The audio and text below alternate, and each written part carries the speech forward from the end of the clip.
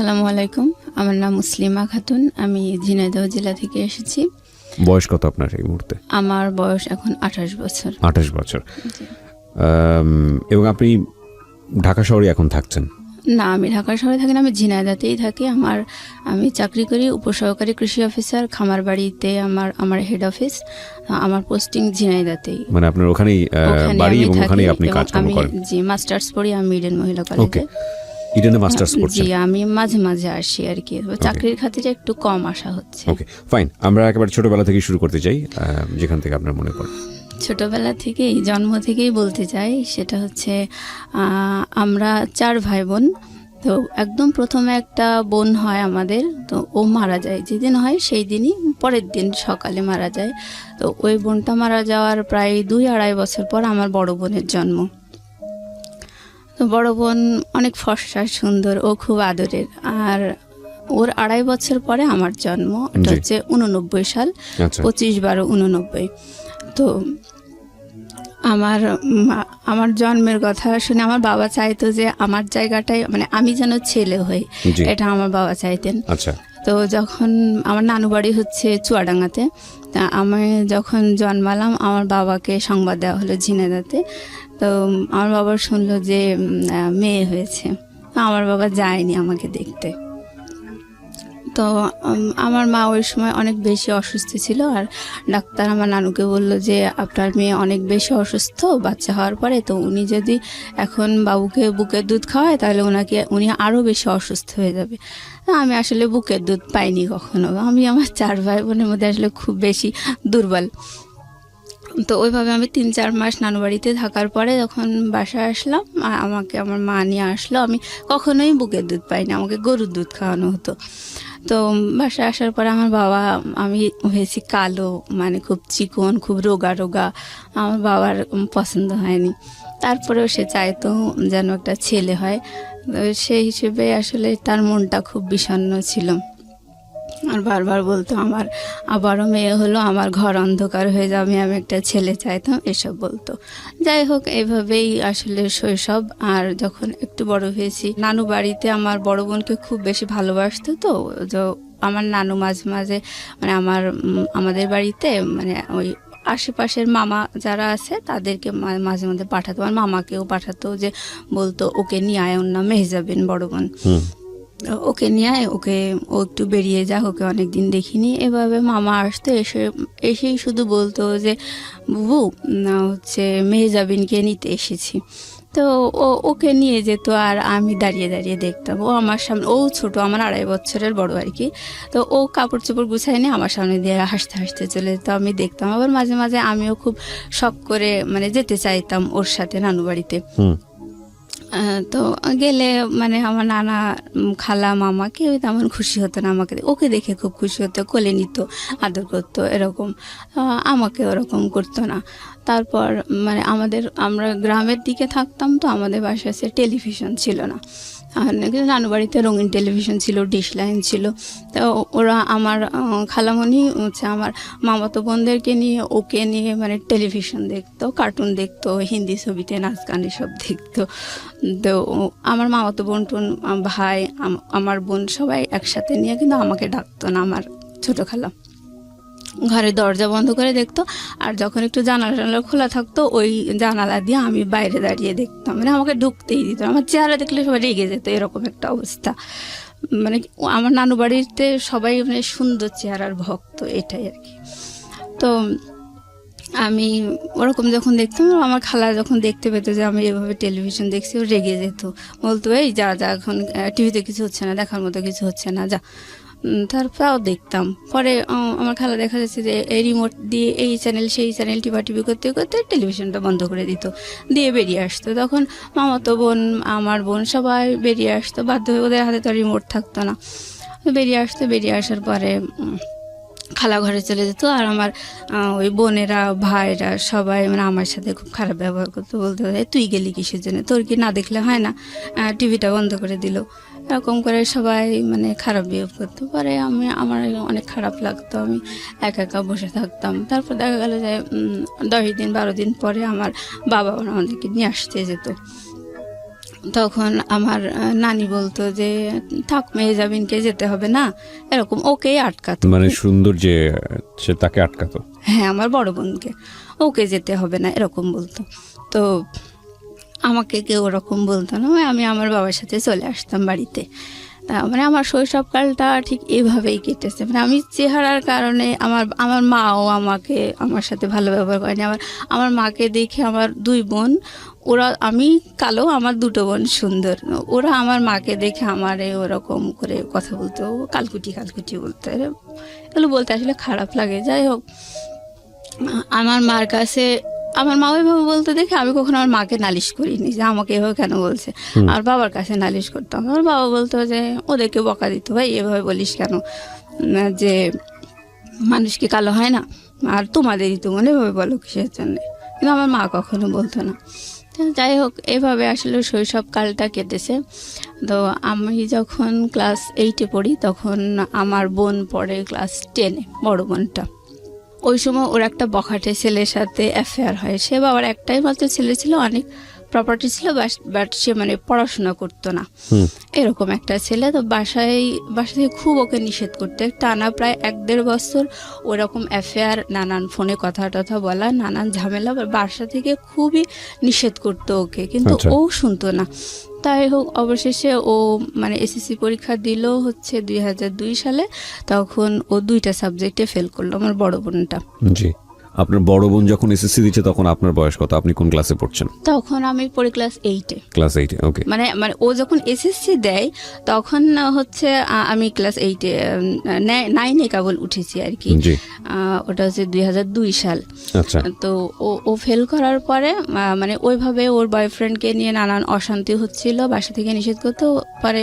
আমার মা বয়ফ্রেন্ডকে নিয়ে মানে বড় অপার বয়ফ্রেন্ড আর কি, বড় বোনের অ্যাফেয়ার ছিল একটা বখাটে ছেলের সাথে। তো ওকে নিয়ে অশান্তি হচ্ছিল? ও আচ্ছা, মানে বাড়ি থেকে অশান্তি হচ্ছিল? বাড়ি থেকে খুব নিষেধ করতো, মানে ফেল করার পরে আরো বেশি অশান্তি হচ্ছিল। হ্যাঁ হ্যাঁ। তো ও বাসা থেকে যে ওড়নাটা পরে গেছে, বোরকার উপরে নেকাপ টেকাপ পরে ওড়না পরে গেছে একটা। তো আমার বাবা বাইরে দাঁড়িয়েছে, দেখছে যে মেয়ে ঢুকছে এরকম। তো ও ক্লাসে ঢুকে পরীক্ষা কতটুকু দিয়েছে ও জানি না। যাই হোক, ও মানে আধা ঘন্টা কি 1 ঘন্টা পরে ওয়াশরুমে যে ওপরের ওড়নাটা চেঞ্জ করে ওই সামনের দরজা মানে বারান্দা দিয়ে চলে এসছে বাবা মাকে দেখতে। ও দেখছে যে বাবা মা ওকে দেখতে পাচ্ছে, কিন্তু বাবা মা ওড়না চেঞ্জ করছে দেখো, বাবা মা তোকে চিনতে পারেনি। তারপরে একাডেমিক বিল্ডিং এর পিছনের গেট দিয়ে ওর বয়ফ্রেন্ডের সাথে চলে গেছে, মানে বাড়ি থেকে পালিয়ে গেল। পালিয়ে যাওয়ার পরে ওকে নিয়ে খুব টেনশন, মানে আমাদের এলাকায় ওই প্রথম মানে পালিয়ে গেল আর কি। আর মানে পরীক্ষা সেন্টার থেকে পালিয়ে যাওয়াটা মানে সব মিলিয়ে খুব বিচ্ছিরি একটা কেলেঙ্কারি অবস্থা। আর বাবা মা মানে একেবারে হতাশ। তো ও তো বিশাল একটা হার্ট করলো। তো আমার বাবা আসলে কেমন পাগলের মতো, ওর তো প্রায় 6 মাস মতো কোনো খোঁজই পাওয়া যায়নি। ও পালিয়ে যাওয়ার 4-5 দিন পরে বাসায় টেলিফোনে ফোন করছে। ফোন করে বলছে যে আব্বা রিসিভ করার পরে ও আব্বা বলছে যে মা তুমি আমাকে দেখতে আসবে না, কাজ স্যার বলছে। তখন ও বলছে যে না, তোমাদেরও আমার দরকার নেই, আমারও তোমার দরকার নেই। এভাবে বলার পরে বাবা ওর লাইন কেটে দিয়ে মানে আমার ও খোঁজই নাই। এবার 5-6 মাস পরে আমার বাবা বাধ্য হয়ে কেস করলো যে আমার মেয়েকে এরকম নিয়ে গেছে, নাবালক মেয়ে, আমি পাচ্ছি না। তারপর ওরা কেস করার পরে পুলিশের যে নানান হ্যারাসমেন্ট এগুলো ওরা শিকার হলে এগুলো পরে ওদেরকে পাওয়া গেল, ওরা আসলো আর কি। তখন আমার বাবা মেনে নিল ওকে, মেনে নিল, মানে জামাই সহ মেনে নিল। হ্যাঁ, জামাই সহ মেনে নিল। তো যখন ওকে মেনে নিল, ও বাসায় আসলো, তখন ও 4 মাসের প্রেগনেন্ট। তখন ওর বেবি হলো 2004 সালে, আর ওকে ক্লাস 9-এ ভর্তি করে দেওয়া হলো 2005 সালে। ওই টিচারদেরকে বলে যে যাই হোক ভুল টুল করেছে, আপনারা আবার একটু শুরু করার ব্যবস্থা করেন। তো ওকে 9-এ ভর্তি করে দিল। ওর বেবিটা তখন বসতে শিখেছে। আর ওই 2005 সালে আমি এসএসসি ক্যান্ডিডেট। তো আমি ওর বাবুটাকে রাখি, পড়াশোনা করে, আমার তো আর স্কুল নেই। ও যেত স্কুলে আর পড়াশোনা করতো। যাই হোক, এইভাবেই ও এসএসসি পাশ করলো। তারপর এসএসসি পাশ করার পর ওর হাজব্যান্ড বিদেশে গেল। আমার বাবাই খরচা করে বিদেশে পাঠায়, মানে ওদের সাথে আসলে আত্মীয়তা হয় না, কিন্তু তারপরেও মেনে নিয়েছে, কি করা যাবে। এই ফাঁকে 2 বছর ছিল ওর হাজব্যান্ড বিদেশে, ও এই ফাঁকে ইন্টারমিডিয়েটটা পাশ করলো। আচ্ছা। পাশ করার পরে ইডেন মহিলা কলেজে অ্যাডমিশন দিল। ও হচ্ছে ইকোনমিক্সে চান্স পেল। চান্স পাওয়ার পরে ও যখন মানে স্কুলে থাকতে প্রাইভেট পড়তো, তখন ওর সাথে আরও কয়েকটা ওর ফ্রেন্ডও প্রাইভেট পড়তো। আমরা সবাই গার্লস স্কুলে পড়ছি, বাট বয়েজ স্কুলটা পাশেই ছিল। বয়েজ স্কুলের কিছু ফ্রেন্ড ওর সাথে প্রাইভেট পড়তো। ওখানে একটা ছেলে, ওরই ক্লাসমেট, ওকে খুব পছন্দ করতো ওই সময়, যখন ওর হাজব্যান্ডের সাথে ওর অ্যাফেয়ার ছিল। তো ওই ইডেনে চান্স পাওয়ার পরে ওই ভাইয়াটা বললো যে দেখ, সেই সময় আমি তোকে খুব পছন্দ করতাম, তোকে এখনও আমি পছন্দ করি। এটা বলার পরে ও দেখলো যে না, আসলে ও একটু বল পেলো। হ্যাঁ, আর ইডেন কলেজে চান্স পাওয়ার পরে ও দেখলো তো এটা একটা অন্যরকম জগৎ। ও একদম গ্রাম লেভেলে বিয়ে করছিল, মানে তখন আর ওর ফ্রেন্ডটা এরকম বললো যে আমি তোকে এখনো পছন্দ করি। তখন ও একটু মানে ভরসা পেল। তারপর ওর হাজব্যান্ডকে ডিভোর্স দিয়ে দিল। দেওয়ার পরে মানে ওই ভাইয়াটার সাথে ওর রিলেশন শুরু।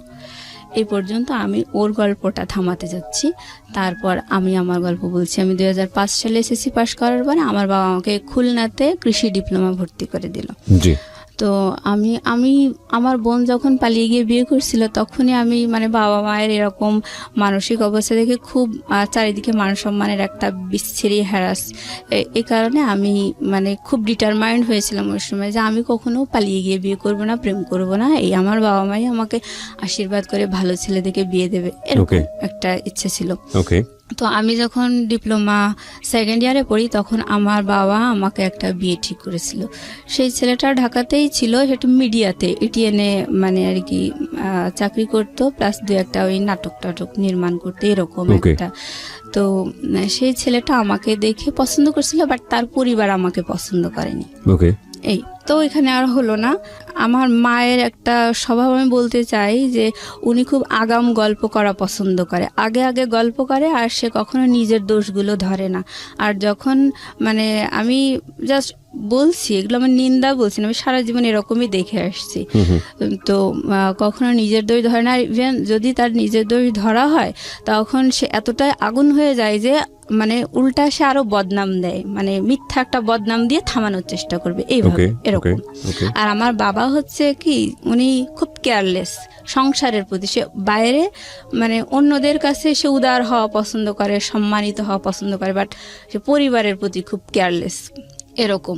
তো আমার বাবা যখন আমার ওই বিয়েটা ঠিক করলো, তখন আমাকে থার্ড ইয়ারে আমি পড়ি, প্রায় থার্ড ইয়ারেই উঠেছি ওই সময়। তো আমার বাবা আমাকে টাকা দিয়ে আসতে গেছে, হোস্টেল খরচ দিয়ে আসার সময় আমার বাবা বলছে যে তোমার থার্ড ইয়ার মানে 6th সেমিস্টারে উঠবো আমি ওই সময়। আমার বাবা বলছে তোমার 6th সেমিস্টারে ওঠার আগ দিয়ে যদি বিয়ে হয়ে যেত তাহলে খুব ভালো হতো। আমি বলছি কেন? বলছে যে তাহলে টাকাটা ওই তারেক দিত, মানে আমার যে ছেলের সাথে বিয়ে ঠিক হয়েছে ওই ছেলেটার নাম হচ্ছে তারেক। এখন বলছে তাহলে ও তোমার ভর্তি খরচটাও তারেক দিত। মানে আমার বাবা সবসময় চাই যে অন্যরা কষ্ট করুক, যাই করুক, কোনোভাবে কাজটা কমপ্লিট হয়ে যাক, আমি ঝামেলামুক্ত হয়ে যাই, এরকম একটা মেন্টালিটি। মানে বদনাম না, আমরা সব ভাই বোনই এরকমই দেখে আসছি। যাই হোক, বড় বোনকে বেশি ভালোবাসতো, ওর প্রতি একটু যাই হোক। আচ্ছা, আমি এখন বলছি যে আমি আমার বাবাকে বললাম যে তুমি তাহলে ওই কথা কেন বলছো, সেমিস্টার ফি অনলি 2500 টাকা, আর তুমি বিয়ের অ্যারেঞ্জ তো অনেক বেশি হয়, তো তুমি এই কথা কেন বলছো, 2500 টাকা তুমি দিতে পারবে না, এটা কি? আমার বাবা কোনো কথা বললো না, আমাকে টাকা দিয়ে বাসায় চলে গেল। তো আমার যখন বিয়েটা ঠিক হয়েছে, অলরেডি আমার সাথে তার দেখা হয়নি, কিন্তু আমার বোন, আমার ভাই তাকে দেখে এসছে। মানে ছেলেটা আমার জীবনে একটা ইয়াং ছেলে চেহারা, এত মানে একটা হাড্ডি সার, হ্যাঁ, আর চুলগুলা বড় বড় এরকম, মানে আমি একেবারে চুজেবল না, তো বয়সও অনেক। যাই হোক, তারপর আমি সবসময় বলতাম যে না, আমি কখনো, বাবা মা আমাকে আশীর্বাদ করে দেবে, সেই হিসেবে আমারও মানে ওদের বর্ণনা শুনে আমারও পছন্দ হয়নি, তারপর আমি মেনে নিয়েছিলাম। তো যাই হোক, আমার মা মানে আমার সাথে দেখা সাক্ষাৎ, আমার ওই পাত্রটার সাথে দেখা সাক্ষাৎ হওয়ার আগেই আমার মা আমাদের পাড়া প্রতিবেশী, আত্মীয় স্বজন সবার কাছে বলে বেরিয়েছে আমি মেয়েকে মিডিয়ার একটা ডিরেক্টরের সাথে বিয়ে দিচ্ছি। এইভাবে বিশাল গল্প করে, মানে আমি কলেজেই আসি, আমি কিছুই জানি না। তারপর কিছুদিন পর আমার বাবা বলতেছে তোমাকে তো ওই পাত্রপক্ষের থেকে দেখতে আসবে, তুমি বিয়ে তো হয়েই যাবে, তুমি তোমার লাগেজপত্র সব গুছাই নিয়ে প্রিন্সিপাল স্যারকে বলবা যে তোমার বিয়ে হয়ে যাবে, তুমি আমার বিয়ে হয়ে যাবে, আমি ঢাকায় ট্রান্সফার হয়ে যাব, আমার জন্য টিসি রেডি করবেন, এটা তোমার প্রিন্সিপালকে বলে তুমি জিনিসপত্র গুছাই নিয়ে চলে আসবা। তো এর মাঝে আমার ওই ছেলেটা আমাকে দেখতে এসেছে, দেখতে আসার পরে আমাকে দেখে বেশ পছন্দ হয়েছে তার।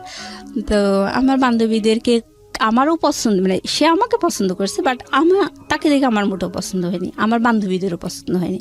এই তোরে কি ঠিক করছে, বাদ দে, এরকম বললো। তারপর আমি বলছি না রে, বাবা মা ঠিক করেছে, তা থাক, সব তার চেহারার মধ্যে নেই, ভালো মন মানসিকতা থাকতেই পারে। আমি আর কিছু বললাম না। তারপর প্রিন্সিপাল স্যারকে ওইভাবে বলে আমি বাসায় চলে আসছি। তো বাসায় যখন আসছে, আসার পরে আশেপাশে লোকজন বলছে আর কয়দিনই বা 2 দিন বাদে তো শ্বশুর বাড়িতে চলে যাবে, এরকম করে বলতেছে। এবং আমি খুব হতবাক, না আমার সাথে এখন তো কিছুই হয়নি, তাই এত লোকে জানে বিষয়টা, খুব অবাক লেগেছে। তারপর আমি চলে আসলাম। বাসায় আসার পরে ওই পাত্রপক্ষের বাবা মা ওরা দেখতে আসলো, আসার পরে কিছু বললো না, বাড়িতে যে বললো যে মেয়ে দেখে পছন্দ হয়নি, এরকম। যাই হোক, ওই পার্টটা চুকে গেল, বিয়ে যেহেতু হলো না। আমি আবার পরে প্রিন্সিপাল স্যারকে ফোন দিয়ে বললাম যে স্যার এরকম আমি কলেজে আসতে চাচ্ছি। তো তখন প্রিন্সিপাল স্যার আসলে ওই মুহূর্তে একটু অন্য টেনশনে ছিল, হয়তো একটু মনটা খারাপ ছিল। তখন আমার বলছি দেখো বাবু, তুমি আমাকে বলেছিলে টিসি রেডি করতে, আমি তো ওইটা নিয়েই আসি, তোমার জন্য আমি টিসি রেডি করছি, যাই হোক তুমি আমার ফোন দিও না। মানে ওই সময় উনি অন্য কারণে টেনশনে ছিল, আমার সাথে ভালো বিহেভ করেনি। এবার আমি আমার বাবাকে বলছি, মাকে বলছি যে স্যার তো এই কথা বললো, এখন কি করা যায়। তখন আমার মা আমার বাবা দুজন মিলে আমাকে ওই লাগেজপত্র সব নিয়ে আবার আমাকে কলেজে রেখে আসলাম। প্রিন্সিপাল স্যারকে সব ঘটনা খুলে বললো, মানে মিথ্যা বললো যে ওরা প্রাইভেট কার দাবি করেছে দেখে মেয়েকে দেয়নি। আমার ফাইনাল ইয়ারে যখন, তখন আমার বাবা আরও একটা বিয়ে ঠিক করলো। তো ওই ছেলেটা ছিল এসএসসি পাস করে মানে প্রাইভেট পলিটেকনিক থেকে ডিপ্লোমা একটা সেমিস্টার পড়ে বাদ দিয়ে দিয়েছে পড়াশোনা, এরকম একটা ছেলের সাথে। তবে সেই ছেলেটা খুবই সুদর্শন, এই আমার গল্প শোনা আর কি, আমি দেখিনি। তো ওরকম একটা ছেলের সাথে আমার বাবা আমাকে বিয়ে দেওয়ার জন্যে নানু বাড়িতে মতামত দিয়ে দিল, দিয়ে আমাকে নানু বাড়িতে নিয়ে গেল দেখানোর জন্য। পরে ওই ছেলের পরিবারও আমাকে দেখে পছন্দ করেনি। তো যাই হোক, ওইটাই শেষ। তারপর আমি ডিপ্লোমা শেষ করে আমি বাসায় চলে এসেছি, চাকরির জন্য পড়াশোনা করতেছি এরকম। এই যে আপনাকে দেখে দেখে পছন্দ করতো না, আপনার ভিতরে ফিলিংটা কি হতো? মানে খারাপ লাগতো না, মানে কনফিডেন্স কমে যেত না? খারাপ লাগতো বলতে কি, মানে আমি সব সময় চাইতাম আমার বাবা আমাকে অবশ্যই একটা ভালো শিক্ষিত একটা চাকরিজীবী ছেলে দেখে বিয়ে দেবে। মানে আমার বড় বোন যেমন একটা বখাটে ছেলের সাথে বিয়ে করেছে, ওরকম মানে বাবা মায়ের রুচি তো সাধারণত এরকমই হয়, ভালো ছেলে দেখেই তো বাবা মা বিয়ে দেয়। তো আমি যখন ডিপ্লোমা পড়তাম তখন কিন্তু আমি আমার ক্লাসমেট প্লাস আমার মানে আমার সিনিয়র যারা বড় ভাইটাই ছিল, মানে ওরকম সব মিলে আমি যদি প্রেম করতাম, আমার চেহারা দেখে আমি 30টারও বেশি প্রেম করতে পারতাম। মানে এরকম এতগুলো আমি প্রপোজাল পেয়েছি। বাট আমার সবসময় মানে ভালো লাগা ছিল সেটা হচ্ছে যে আমি কখনো আমার সম কোয়ালিটির ছেলে বিয়ে করব না, এটা একটা কথা। আর একটা হচ্ছে আমার বাবা মা দেবে এবং আমাকে ভালো শিক্ষিত এবং চাকরিজীবী ছেলে দেখে বিয়ে দেবে, যাতে সমাজে আর 10 জন বলে যে না জামাইটা ভালো হয়েছে, ওই আগের মতো ওরকম 3rd গ্রেডেড হয়নি, এরকম একটা আমার শখ ছিল। তো যাই হোক, আমার বাবা মা কিন্তু খুব লো কোয়ালিটির ছেলে দেখেই কিন্তু 2বার আমার বিয়ে ঠিক করেছে। একটা এসএসসি পাস আর একটা হচ্ছে ওই যে প্রডিউসার ছিল, উনি কিন্তু ওনার অনেক এজ ছিল, ওনার যে কোয়ালিফিকেশন কি কখন কত সালে এসএসসি পাস এগুলো সে কিছুই বলতো না, মানে বয়সটা ধরা পড়ে যাবে দেখে। তো যাই হোক, ওনারটা জানা যায়নি, এই পার্টগুলো চুকে গেল। তো আমি ডিপ্লোমা শেষ করে বাসায় এসে, মানে ওই সময় যখন পড়তাম আর কি ডিপ্লোমা, তখন ফাইনাল ইয়ারের দিকে এসে আমার বেশ কয়েকটা বান্ধবীর বিয়ে হয়। তো ওরা অ্যারেঞ্জ ম্যারেজ, সব বাবা মাই দিয়েছে ওদের। তো ওদের হাজবেন্ডরা মানে শিক্ষিত ছিল, সবাই অনার্স মাস্টার্স পাস, ইভেন তারা ভালো প্রাইভেট ফার্মে জব করতে, এরকম। তা আমার দেখে ভালোই লাগতো। তা আমি তখন ভাবতাম যে আমার বাবা মায়ের উপর আমি এতটা ডিপেন্ড করি, আর আমার জন্য কোন কোয়ালিটির ছেলে ঠিক করেছে। যদিও তারা আমাকে দেখে পছন্দ করেনি, তা আমাকে দেখে পছন্দ করেনি দেখেই মানে আমি রেহাই পেয়েছি। হ্যাঁ, আমার বাবা মা কখনো আমাকে জিজ্ঞাসা করেনি যে তোমার কেমন ছেলে পছন্দ বা এই দুটো ঠিক করেছি, এগুলো তোমার ভালো লেগেছে না, এগুলো আমাকে কখনো জিজ্ঞেস করেনি। তো আমার এরকম একটা খুব মনক্ষুণ্ণ ছিলাম আমি, যে কেমন একটা ছেলে দেখলাম, আমার বান্ধবীদেরও তো বিয়ে হলো, তো এরকম নিয়ে আমার খুব মনটা খারাপ ছিল। ওইভাবে আমি বাসায় পড়াশোনা করি। আর আমার স্বভাবটা হচ্ছে আমি কখনো বেশি কথা বলি না, চুপচাপ থাকতে আমার ভালো লাগে। আচ্ছা। আর আমার ছোট বোনটা কিন্তু অনেক চালাক, ওকে একটা অন্যায় কথা বললে ও দেন অ্যান্ড দেন মানে ওটার সঙ্গে সঙ্গে রিপ্লাই দিয়ে দেয়, একদম মানে রিয়েল অ্যান্সার যা হওয়া উচিত সেটা দিয়ে দেয়। আর আমার বড় বোন কিন্তু একটু বেশিই চালাক, ওকে যদি একটা অন্যায় কথা বলা হয়, ও ওই অন্যায় কথাটা যে ওটা যে আসলে অন্যায় কথা এটা পেটের থেকে বের করার জন্য ও আর একটা পাল্টা অন্যায় কথা বলে দেবে, ওকে, দেওয়ার পরে ও সত্যিটা যাচাই হয়ে যাবে ওইরকম। আর আমি হচ্ছে অন্যায় কথা শুনে চুপ করে বোকার মতো হা করে থাকি, মানে কোনো প্রতিবাদ করতে পারি না, মানে কি যে অ্যান্সার হবে সেটাই আমার মাথায় ঢোকে না। পরে দেখা যায় যে ওটা নিয়ে আমি 3 দিন 4 দিন ধরে চিন্তা ভাবনা করছি, কেন এটা বললো, এটার অ্যান্সার কি হতে পারে। পরে দেখা যায় যে আর উত্তর দেওয়ারই সময় থাকে না, এরকম স্বভাবের হচ্ছে আমি। তো যাই হোক, আমি বাসায় মাঝে মাঝে বান্ধবীদের কথা মনে পড়ে। তো আমার বাবা মায়ের এরকম পাত্র ঠিক করা দেখে খুব খারাপ লাগে। তো আমি বাসায় এসে চাকরি বাকরির জন্য পড়াশোনা করছি। আমার বোন কিন্তু ইডেনে চান্স পেয়েছে 2010 সালে, আমিও ডিপ্লোমা শেষ করে আমার রেজাল্ট বেরিয়েছে 2010 সালে। এটা আমার রেজাল্টের মানে 1 সপ্তাহ তফাৎ আর কি। তো ওই ইডেনে চান্স পেয়েছে, ও খুব আনন্দে আছে, আমিও চাকরি মানে আমার ডিপ্লোমাতে আমি ফার্স্ট ক্লাস পেয়েছি, আমিও খুব আনন্দে আছি। কারণ বাবা মায়ের সিদ্ধান্ত হচ্ছে যে আমার মেয়েকে যেহেতু দেখে 2 পাত্র পছন্দ করেনি, আমি চাকরি বাকরির ব্যবস্থা করব, চাকরি দেব, তারপরে মেয়েকে বিয়ে দেবো। তখন মানে এটা আমার বাবা মায়ের সিদ্ধান্ত। এটা কি আপনাকে চাকরি দিবেন নাকি জামাইকে? না, আমাকে। ওকে, জামাই তো নাই তখন, তো কোনো জামাই মানে এরকম হয় না ছেলে বেকার তাকে বিয়ে দিয়ে দিল এবং চাকরি দিয়ে দিল? না, ওরকম না, আমাকে এস্টাবলিশড করবে এরকম, মানে আমাকে দেখে তো পছন্দ করে না, এই জন্য আমাকে এস্টাবলিশ করতে চাইতো।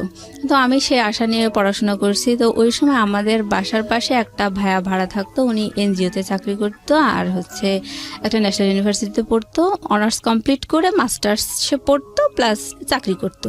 আর আশেপাশে মানে সে টিউশনিও করতো, সে আমাদের এলাকার ছেলে না, বাইরের। তো যাই হোক, ওই ভাইয়াটার সাথে আমাদের খুব ভালো, আমাদের পারিবারিক মানে প্রাইভেট পড়াতে তো খুব ট্যালেন্ট ছেলে ছিল। আবার আমার মাই বলেছিল যে আমার মেয়ে এরকম চাকরির পরীক্ষা দেবে, ওর জন্য একটু পড়াশোনার ব্যবস্থা, উনিও আবার বিভিন্ন চাকরির পরীক্ষা দিত। তো বিভিন্ন ছেলেদেরকে ওরকম প্রাইভেট পড়াতেন। তো আমার মাও শুনলো, শোনার পরে ওনাকে বললো যে বাবা, আমার মেয়ে তো এরকম ডিপ্লোমা কমপ্লিট করে বাসায় এসছে, ও তো চাকরির পরীক্ষা দেবে, তুমি যদি বাবা একটু পড়াই দিতে তাহলে ভালো হতো। চাকরির পরীক্ষায় কী কী আসবে কি না আসবে ও তো কিছু জানে না। বলে আচ্ছা ঠিক আছে আন্টি। তারপর ও আমাদের বাসায় আসতো, ভাইয়াটা, ওনার নাম হচ্ছে টুটুল।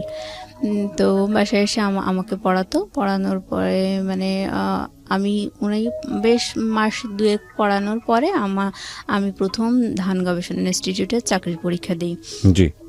দেওয়ার পরে আমি চাকরি পরীক্ষায় প্রথম পরীক্ষাতেই আমি টিকছি। আর আমি প্রথম চাকরি পরীক্ষা দিই ওর পড়ানোর মাধ্যমে আর কি। ওর পড়ানোর মানে আপনার বয়ফ্রেন্ড?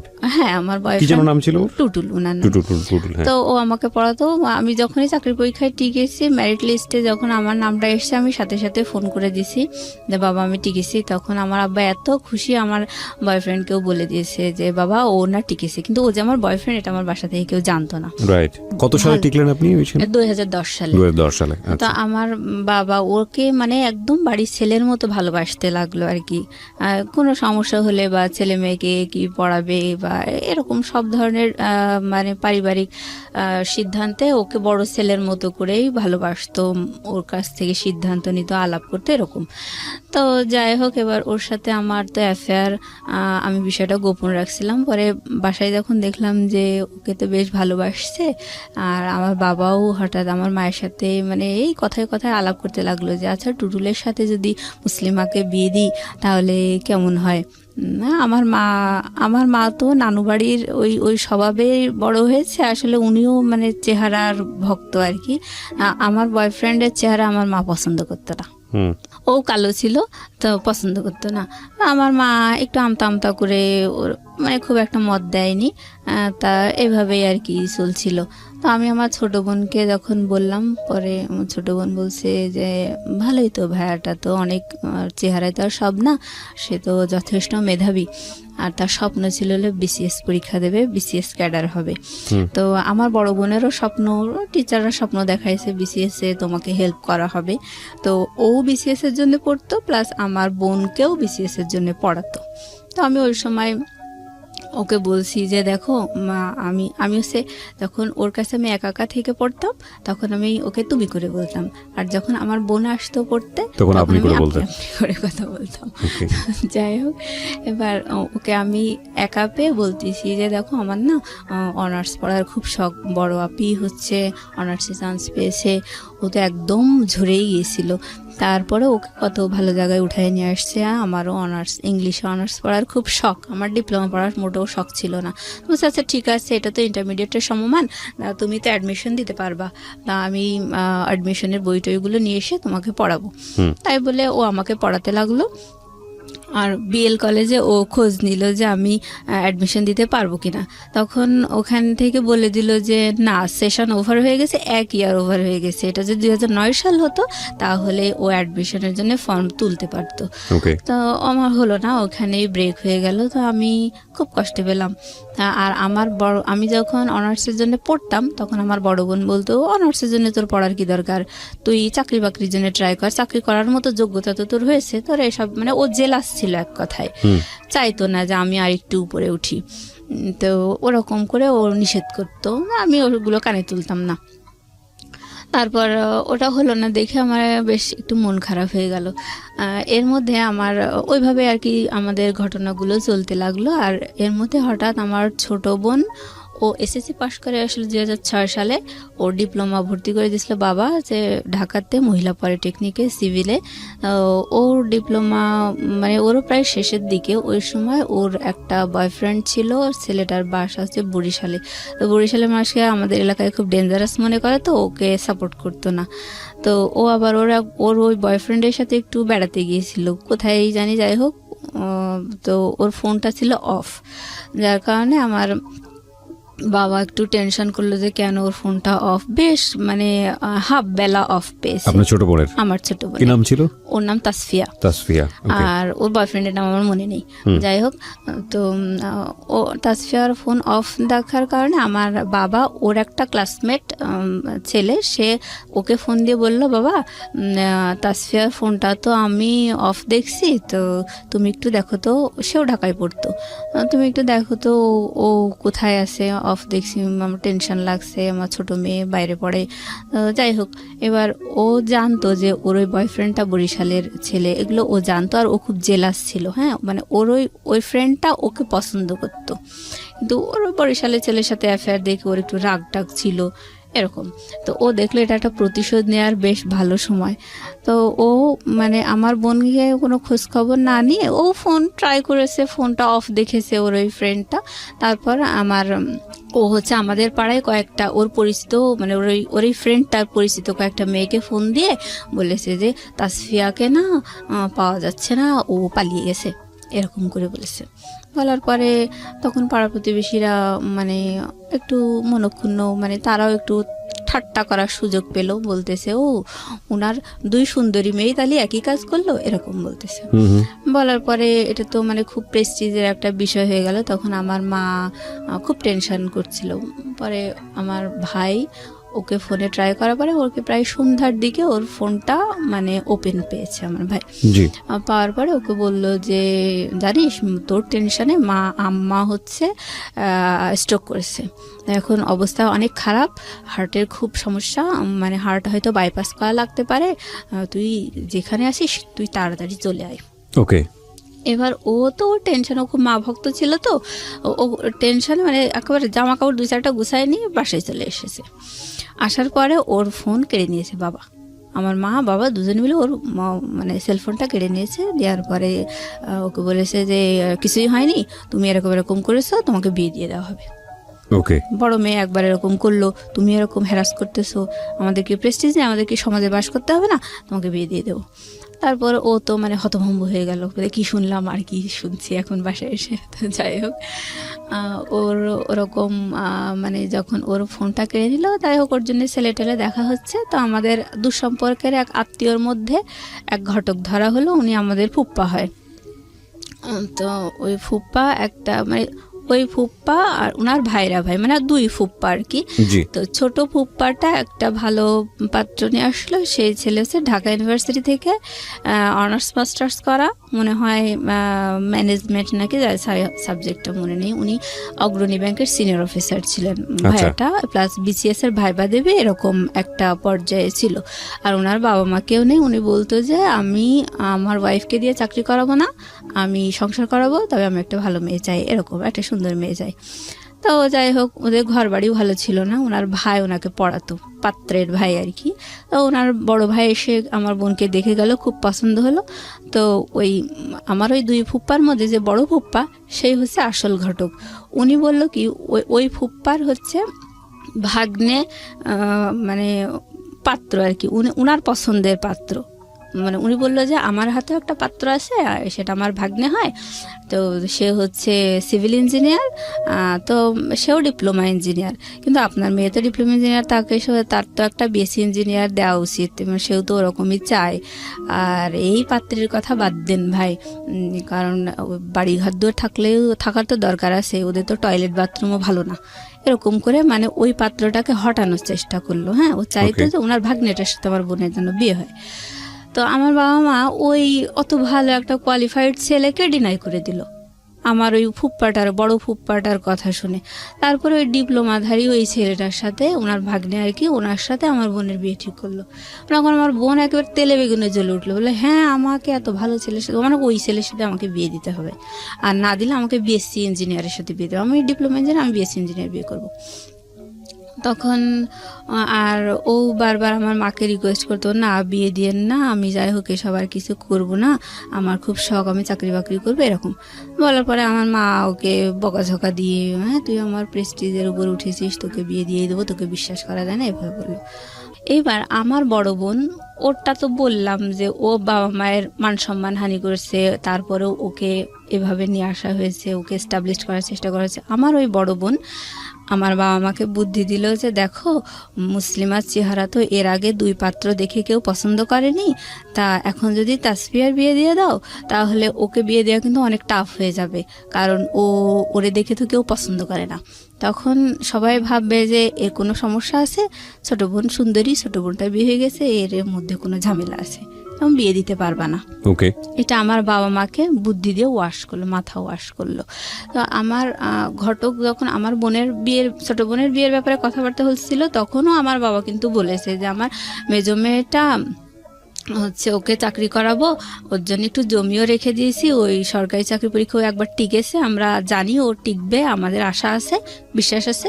তো ওর ওই জমিটা বিক্রি করে ওর চাকরির ঘুষি দিয়ে ওরে চাকরি দিয়ে তারপরে বিয়ে দেবো, এই মেয়েটাকে আমরা বিয়ে দেবো না। আর ঘটকও আমার চেহারা দেখে বললো যে হ্যাঁ এই মেয়েটা চাকরি দিয়ে বিয়ে দেওয়াই ভালো, এভাবে বললো।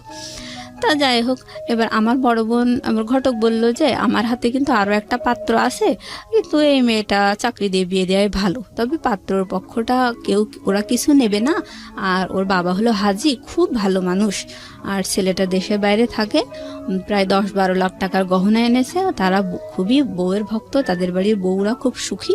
এটা আপনার কথা বলছে? আমার কথা বলছে, মানে ঘটক এভাবে একটা পাত্রের ব্যাপারে আমার বাবা মায়ের কাছে বলছে।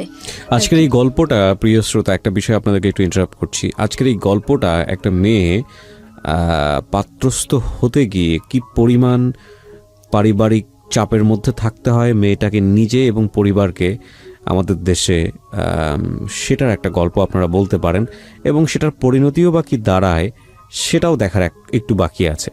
আমি ইন্টারাপ্ট করছি না, আর হ্যাঁ বলুন তারপর।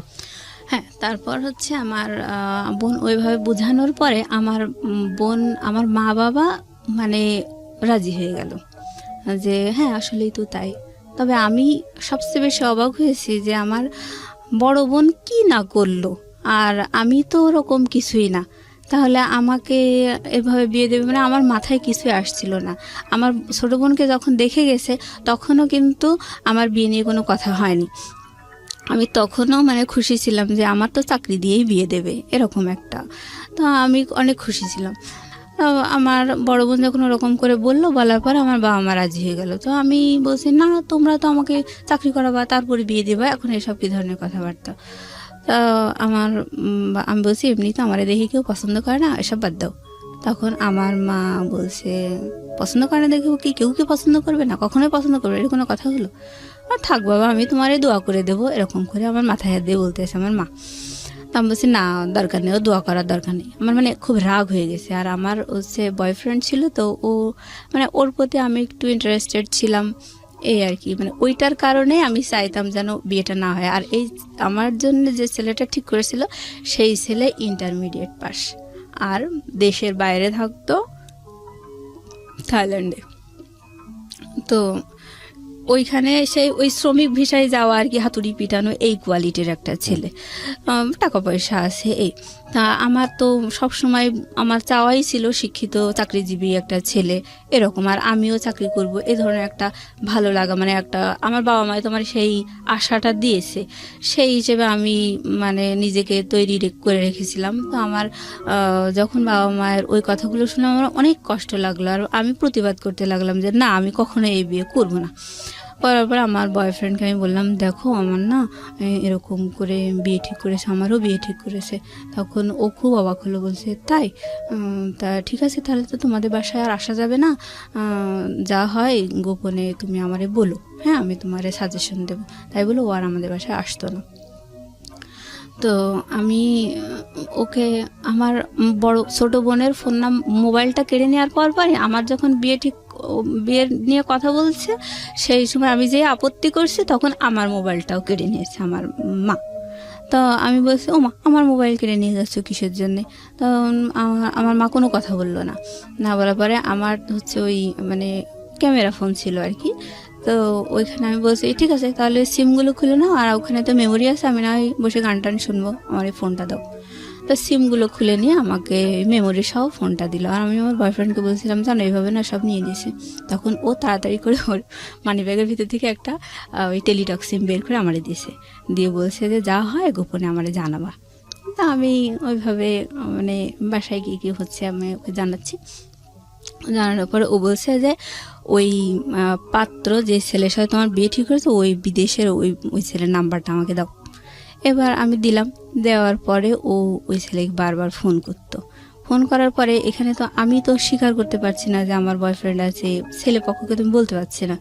তা আমি মানে খুব আমার আসলে একটা অস্বস্তিকর অবস্থার মধ্যে আমি আছি। মানে আমার বয়ফ্রেন্ডও আমাকে ভুল বুঝতেছে, বলছে ও অনেক টাকার গন্ধ শুনেছো, অনেক টাকার গল্প পেয়ে তুমিও দেখি আমার সাথে অভিনয় করা শুরু করছো, মানে ও আমাকে ভুল বুঝতেছে। হ্যাঁ, বলছে দেখো আমি তোমাকে ভুল যদি বুঝি বা তোমার প্রতি যদি আমার ভালো লাগা না থাকে, তাহলে তো তোমাকে আমি বলতাম না যে আমারও বিয়ে ঠিক হয়েছে, তুমি এরকম করতেছো কিসের জন্য? মানে ও আমার বয়ফ্রেন্ডও খুব একটা পরিষ্কার মনের ছেলে ছিল না, আস্তে আস্তে গল্পের মাঝে বোঝা যাবে। তো যাই হোক, আমি ওকে যখন বললাম, ও বলছে যে আমি যা যা তোমাকে ডিরেকশন দেবো তুমি ঠিক তাই তাই করবা। এবার ও বলতো যে এবার আমাকে আমার ওই মানে পাত্রপক্ষ দেখতে আসছে, ছেলের বাবা আমাকে দেখতে আসছে, দেখতে আসার পর আমাকে দেখে খুব পছন্দ হয়েছে। পছন্দ হওয়ার পরে এবার মানে ছেলেটা বলছে যে আমার বাবার যেহেতু পছন্দ হয়েছে, সুতরাং আমি মেনে নেব, আমার বাবার পছন্দ আমার পছন্দ। এই বলার পরে মানে তখন আমার মা বাবা মানে আহামরি খুশি যে আমাকে দেখে এই প্রথম একটা পাত্র পছন্দ করলো। কিন্তু পাত্রটার কোয়ালিটিটা কি, আমার কথা হচ্ছে ওইটাই, যে আমি সবসময় বলতাম যে আমার জন্য অন্তত একটা ভালো কোয়ালিটির ছেলে ঠিক করো, তারপরে সে যদি আমাকে দেখে পছন্দ না করে তখন না হয় আমি নিচের দিকে তাকাবো। কিন্তু এখন তোমরা তো শুরুতেই একেবারে রুট লেভেলের দিকে, তাই এসএসসি পাস, ইন্টারমিডিয়েট পাস, ওই বিদেশে যে হাতুড়ি পিটানো এসব কি। তো আমার মা আসলে আমার চেহারা নিয়ে তখনও মানে খুব নেগলেক্ট করে কথা বলতে লাগলো, ভাই বোন সবাই, আমি বিয়েতে মোটেই রাজি না। তো আমাকে যখন আমার মানে পাত্রের বাবা দেখে পছন্দ করলো, আমি আমার বয়ফ্রেন্ডকে বললাম দেখো আমাকে দেখে না পছন্দ করেছে। এখন তো মানে আমার কি ভালো লাগে কি না লাগে এটা তো আমার বাড়ি থেকে কেউ শুনতে চাচ্ছে না, মানে ওরা মনে করছে এটা পরম সৌভাগ্য। আর মানে এতগুলো চেষ্টার পরে যদি এরকম একটা সম্বন্ধ হয়ে যায় শেষ পর্যন্ত, সেটা আসলে সৌভাগ্যই ফ্যামিলির জন্য। হ্যাঁ হ্যাঁ, কিন্তু মানে আমার ফ্যামিলি কখনোই কিন্তু আমার চাওয়া পাওয়াগুলো শোনেইনি, মানে মূল্যায়নই জি, করেনি, আমরা সেটা বুঝতেই পারছি। ধারাবাহিকভাবে যাই একটু সামনের দিকে, তারপর তো এইটাও তো বয়ফ্রেন্ডকে বললেন, টুটুলকে বললেন। হ্যাঁ, টুটুলকে বলার পরে ও বলতেছে যে ঠিক আছে, যা যা হয় তুমি আমারে জানাও। এবার হচ্ছে আমি বলছি যে ঠিক আছে, আচ্ছা আমি তোমারে জানানোর চেষ্টা করব বলে আমি আমাদের বাসা থেকে মানে একটা বাড়ি থেকে দুধ নিয়ে আসতো। হ্যাঁ, তো আমি যাইতাম ওই দুধ নিয়ে আসার জন্য, মানে রেগুলার নিত আর কি। তো ওই ফাঁকে আমি একটা গোপন জায়গায় মানে একটু ঝোপঝাড় দেখে এরকম দেখে দাঁড়ায় ওই ওর যে সিমটা আমাকে দিয়ে গেছিলো ওই সিমটা ওপেন করে একটু কথা বলতাম যে বাড়িতে এই সমস্যা হচ্ছে, তুমি কিন্তু ভুলেও ওই ছেলেকে ফোন করবা না, মানে ওটা আমার উপরেই চাপ আসতেছে, তো তুমি যেন ভুলেও ফোন দিও না। কিন্তু ও বারবার ফোন দেয় আর বলে যে মেয়ের সাথে আপনার বিয়ে ঠিক হয়েছে, ওই মেয়ের কাছ থেকে সরে যান, এই সে এরকম বলে। বলার পরে ওই ছেলেটা আবার আমার মানে ঘটককে জানাই দেয়, ঘটক আবার আমাদেরকে বলে দেয় এরকম ডিস্টার্ব হচ্ছে, কে সেই ছেলেটা? তখন আমার বাবা মা বলে যে না আসলে এই 10টা শত্রুর মধ্যে বসবাস করি, এরকম হয়তো কেউ শত্রুতা করছে। এই তো ছেলেটা কে ছিল? ছেলেটা মানে মানে যে ইনফর্ম করতো আপনার সম্পর্কে? ওটা আমার বয়ফ্রেন্ড আর কি, মানে টুটুলি তো ছিল? হ্যাঁ টুটুলি ছিল। এটা করে যাতে করে ভাঙা যায় আর কি বিয়েটা। কিন্তু ও ওরকম করে বলতো, বলার পরে আমি বারবার বলছি যে দেখো আমার কিন্তু এঙ্গেজমেন্ট করাতে চাচ্ছে, ছেলেটা দেশের বাইরে আছে, সে 6-7 মাস পরে দেশে আসবে, তারপর বিয়ে হবে, আমার তো এঙ্গেজমেন্ট করাতে চাচ্ছে, তুমি এত ব্যস্ত হচ্ছে কিসের জন্য? আচ্ছা, তা ওর মাথায় কাজ করে না। যাই হোক, ছেলের বাবা দেখে পছন্দ করে মানে আমার বিয়ের জন্য কথাবার্তা চলছে। তখন তো আমার ভেতরে মানে আগুন ধরে গেছে যে আমার তো তাহলে আমার পছন্দগুলো তো কেউ মূল্যায়ন করবেই না, জিজ্ঞেসই করে না। হ্যাঁ, তা তখন ছেলেপক্ষ বলেছিল যে মেয়ে কি চায়, মেয়ে চাকরি করতে চায়, মেয়ে পড়াশোনা করতে চায়, মেয়ের চাকরির পরীক্ষার জন্যে তারে মানে কোচিং টোচিং করাতে হবে, সব কিছু আমরা করাবো। ছেলে বলতেছে যে আমার বাবা যেহেতু পছন্দ করছে সুতরাং সব আমি করবো, কোনো অসুবিধা নেই, এমনকি এই বিদেশে নিয়ে এসেও আমি তাকে পড়াতে রাজি আছি, এরকম করে বলল। আর ওই ঘটকটা হচ্ছে অনেক মিথ্যুক, মানে এই পাত্রপক্ষ নিয়ে বিশাল বিশাল গল্প দিল। আমার বাবা মা কোনো কিছু যাচাই করলো না, সব ওই ঘটকের কথা বিশ্বাস করেই আমার বিয়ের জন্য ফাইনাল কথা দিয়ে দিল যে হ্যাঁ আপনারা আসেন এঙ্গেজমেন্টের জন্য। ছেলেকে দেখেনি? না দেখেনি, ছেলেকে না দেখে। তো আমি মানে বুঝুন যে কি বলবো, মানে যদি ওর কথা সত্যি হয়ে থাকে তাহলে ও পরিবারে কি আসলে বোঝা ছিল? একটা কথা আছে বাঙালি সংস্কৃতিতে, কন্যা দায়গ্রস্ত পিতা, এটা একটা মারাত্মক শব্দ। আমরা এখন অনেক আধুনিক সমাজে বসবাস করি এবং এই আধুনিক সমাজে এই ধরনের শব্দ, এই ধরনের কথা অত্যন্ত বেমানান, কিন্তু ভুলে গেলে চলবে না আমাদের এই শহরকেন্দ্রিক জীবন কিংবা ঢাকা শহরকেন্দ্রিক জীবন, এটা এই যে সেই জীবন বা সেই জীবনের মধ্যে কতজন মানুষের পার্টিসিপেশন, সেটার সংখ্যা আসলে খুব কম। আপনি প্রান্তিক পর্যায়ে গেলে ও যে গল্পগুলো এখানে করছে সেটার অনেক মিলই আপনি খুঁজে পাবেন। জি, তো যাই হোক, আমি চাইতাম যে ছেলেটাকে দেখতে, আর আমার নিজের গায়ের রং কালো দেখে আমার খুব শখ হতো আমার হাজবেন্ডের যেন ফর্সা হয়, সুন্দর হয়, এরকম একটা শখ আমার ছিল। তা আমি বলছি যে আমার মাকে যে আচ্ছা আপনারা, আমাকে তো ছেলেপক্ষ দেখে গেল, পছন্দ করলো, তা আপনারা ছেলে দেখবেন না আর আমি ছেলে না দেখে আমাকে বিয়ে দিয়ে দেবেন? তখন আমার মা মানে যেটা বললো আমি কখনো বলতে পারবো না কথাটা। আমাকে আমার মা বলছে যে তোমার চেহারা দেখলে তো আর এই বিয়ে হবে না। মানে এটা আমার সারা জীবনের একটা বিশাল আঘাতের কথা। আপনার মা বলেছে যে তোমার চেহারা দেখলে তো আর বিয়ে হবে না? হ্যাঁ, এটা বলেছে। আর এই কথা শুনে মানে আমার প্রতিবাদ করার কোনো ভাষা ছিল না। আপনি এই চেহারা নিয়ে শুরু থেকে যে পর্যন্ত মানে কথা বলছেন, সেখানে মানুষের একটা পারসেপশন হতে পারে যে আপনি দেখতে আসলে কুশ্রী, এতটাই কুশ্রী যে আপনার দিকে তাকানো যায় না। বিষয়টা কিন্তু তা না শ্রোতা, ও দেখতে যথেষ্ট সুন্দর এবং সৃষ্টিকর্তা ওকে বানিয়েছেন। সৃষ্টিকর্তা প্রত্যেককেই কোনো গুণ দিয়ে দুনিয়াতে পাঠান, সুতরাং কোনো সৃষ্টিকেই অসুন্দর বলার কোনো সাহস, ধৃষ্টতা আমাদের কারোরই থাকা উচিত নয়। তারপরেও যদি গড়পরতা চোখে যদি আমরা বলার চেষ্টা করি যে একটা মানুষ দেখতে কীরকম, সাদা না কালো, সুন্দর না কুশ্রী, সেই জায়গাটা থেকেও মোটেও কুশ্রী নয়। আপনি অনুমতি দিলে আমি অনুষ্ঠানের কোনো একটা সময় আপনার একটা ছবি আমরা আমাদের ফেসবুকে বা ইউটিউবে দিব, সেখানে যদি আপনার অনুমতি থাকে। হ্যাঁ ইনশাআল্লাহ, অবশ্যই। কারণ আমি চেহারা নিয়ে যতটা আমি নেগলেক্টেড হয়েছি না কেন, আমি নিজেকে ভাবতাম না যে আমি আসলেই কুৎসিত। এটা আপনি কখনো ভাবতেন না? আচ্ছা। তো আমার মায়ের কথাটা শুনে এতটা কষ্ট লাগলো, মানে আমি চুপ করে মানে কিছু বলিনি, না বলে আমি রুমে গিয়ে মানে উপর হয়ে শুয়ে কাঁদছি, মানে ভুলতে পারছি না কথাটা। তারপর এভাবে আসলে বলার পরে বেশ কয়েকদিন ধরে আমি বারবারই মানে বিয়ের জন্য আপত্তি করছি। মানে আমার খুবই শখ, মানে মাই হার্ট অ্যান্ড সোল, আমি চাইতাম আমার হাজব্যান্ডের জন্য ভালো শিক্ষিত চাকরিজীবী, মানে একেবারে প্রাণের দাবি মতো। তো আমি সবসময় বলছি যে ও কেমন ছেলে ঠিক করেছে, আমার পছন্দ না, ও বিদেশে থাকে, কেমন শিক্ষিত না। তখন এরকম আমার মা বুঝায় যে তোর কি চেহারা, বারবার এরকম করে বলে। আমার ছোট বোন বলতেছে যে ওই তারেকের মতো অত বাজে চেহারার একটা ছেলেও যে তোকে দেখে পছন্দ করলো না, তারপরে তাহলে তোর এত শখ হয় কি করে, তুই ভালো চেহারা ছেলে চাস, তোর শখ হয় কি করে, তুই নিজের যোগ্যতাটা দেখবি না, এটা বললো। আর বড় বোন বলছে যে কয়েকদিন পরে তো তাসফিয়ার গায়ে হলুদ, তা হচ্ছে তখন মানে আমি বারবার বিয়েতে আপত্তি করছি, আর আমার বয়ফ্রেন্ড ওখানে ফোন করছে, ফোন করে মানে ডিস্টার্ব করছে। এক পর্যায়ে ওরা খুব রেগে যায়, রেগে যেয়ে বলছে যে না, মেয়ের নামে অনেক কথাবার্তা শুনছি, থাকে আমরা আর এগোবো না, এরকম অবস্থা। তো সেই সময় আমার বাসা থেকে আমাকে মারধর করছে। আমার বাসাতে জানতো যে ও আমার বয়ফ্রেন্ড, হ্যাঁ, এগুলো অলরেডি জেনে গেছে। আমাকে মানে ওকেই দোষারোপ করতেছে আর আমাকে মারধর করতেছে। আর আমি ওকে বারবার বলছি তুমি যেন ভুলে ওকে ওখানে ফোন দিও না, বারবার আমার বাসায় প্রেশার আসতেছে। আর আমি তো বলছি যে আমার বিয়েটা হবে না, আমার তো এঙ্গেজমেন্ট করাবে, তাহলে তুমি এত বাড়াবাড়ি করতেছো কিসের জন্য? টুটুলকে বলছেন? তারপরে ও কথা শুনে না। তারপর আমি এরকম বলার পরে বাসা থেকে ওই আপত্তি করছি, বারবার আমি বলছি যে না, আমারে তো চাকরি করাবে, তা আমার যেটা জমি রেখে দিয়েছে, তাহলে আমি চাকরি করব, তারপর বিয়ে হবে। মানে আমার এক্সপেকটেশনের কোনো মূল্য নেই। আমার ভাই বলছে হ্যাঁ, না তোকে চাকরি দেওয়া হবে না, তোকে বিয়েই দেওয়া হবে।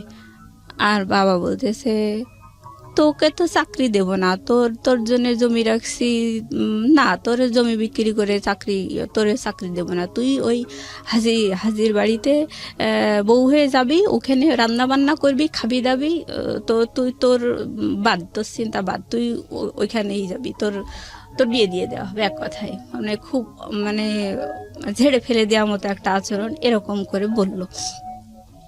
তো পাত্রপক্ষ বললো যে মেয়ের নামে এইসব উল্টোপাল্টা শুনছি, যাক বাদ দেন না, আমি এইসবের মধ্যে আর নেই। তারপরে এসবের মধ্যে নেই মানে এইসবের মধ্যে মানে বয়ফ্রেন্ড বারবার ওকে ফোন টোন করতেছে, ঝামেলা করতেছে। তখন মনে করছে যে আমার বোধহয় আসলেই বয়ফ্রেন্ড আছে।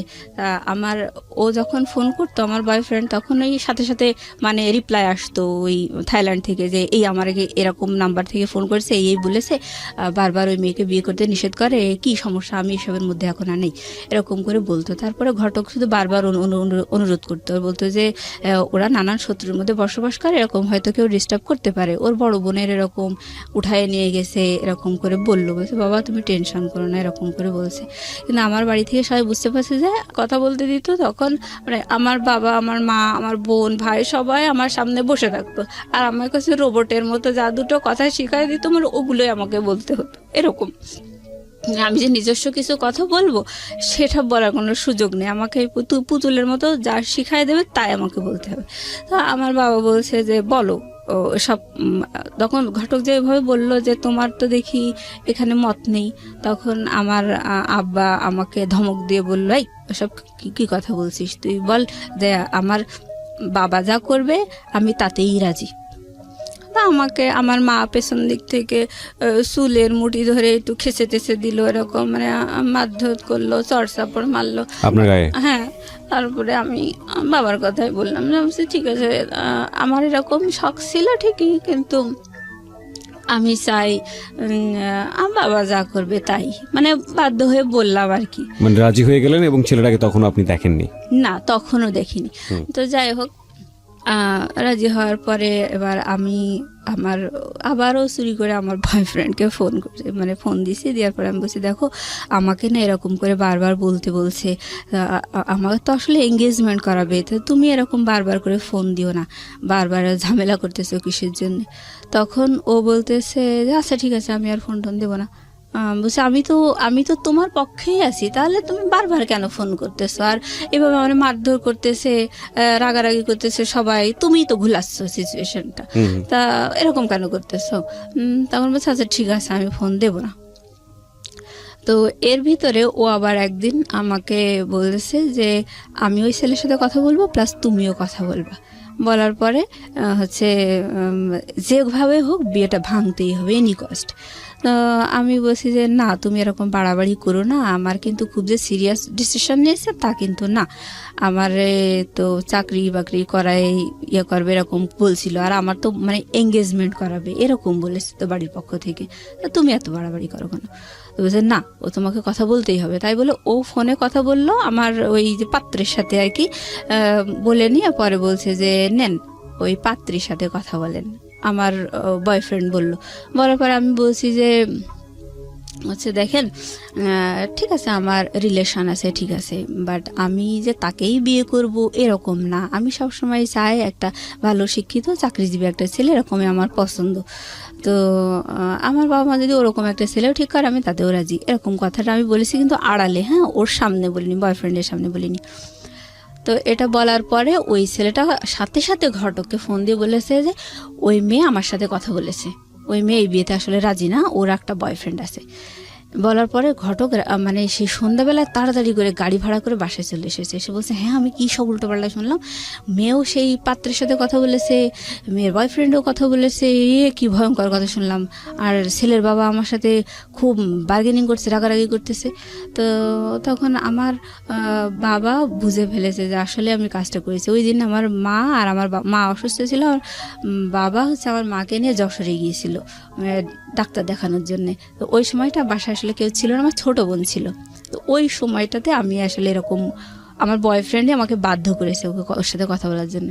তো বাসায় এসে যখন এরকম হুলুস তুলুস কাণ্ড দেখলো, তখন আমার মাও আমাকে মারলো, তারপরে আমার বাবাও খুব দুর্ব্যবহার করলো। করার পরে আমার বাবা ফোন ধরাই দিয়ে বলছে শোনো, তুমি যদি আসলেই কথা বলেই থাকো মানলাম, অসুবিধা নেই, এখন কথা হচ্ছে যে তোমাকে ভয়েস চেঞ্জ করে ওই ছেলের সাথে কথা বলতে হবে, যে যে ওই ছেলেটার সাথে তুমি আসলে কথা বলোনি, এটাই বুঝাতে হবে।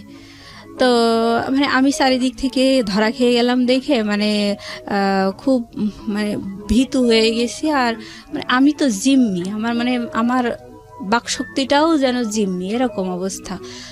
তো আমি বলছি আচ্ছা ঠিক আছে। তারপর আমার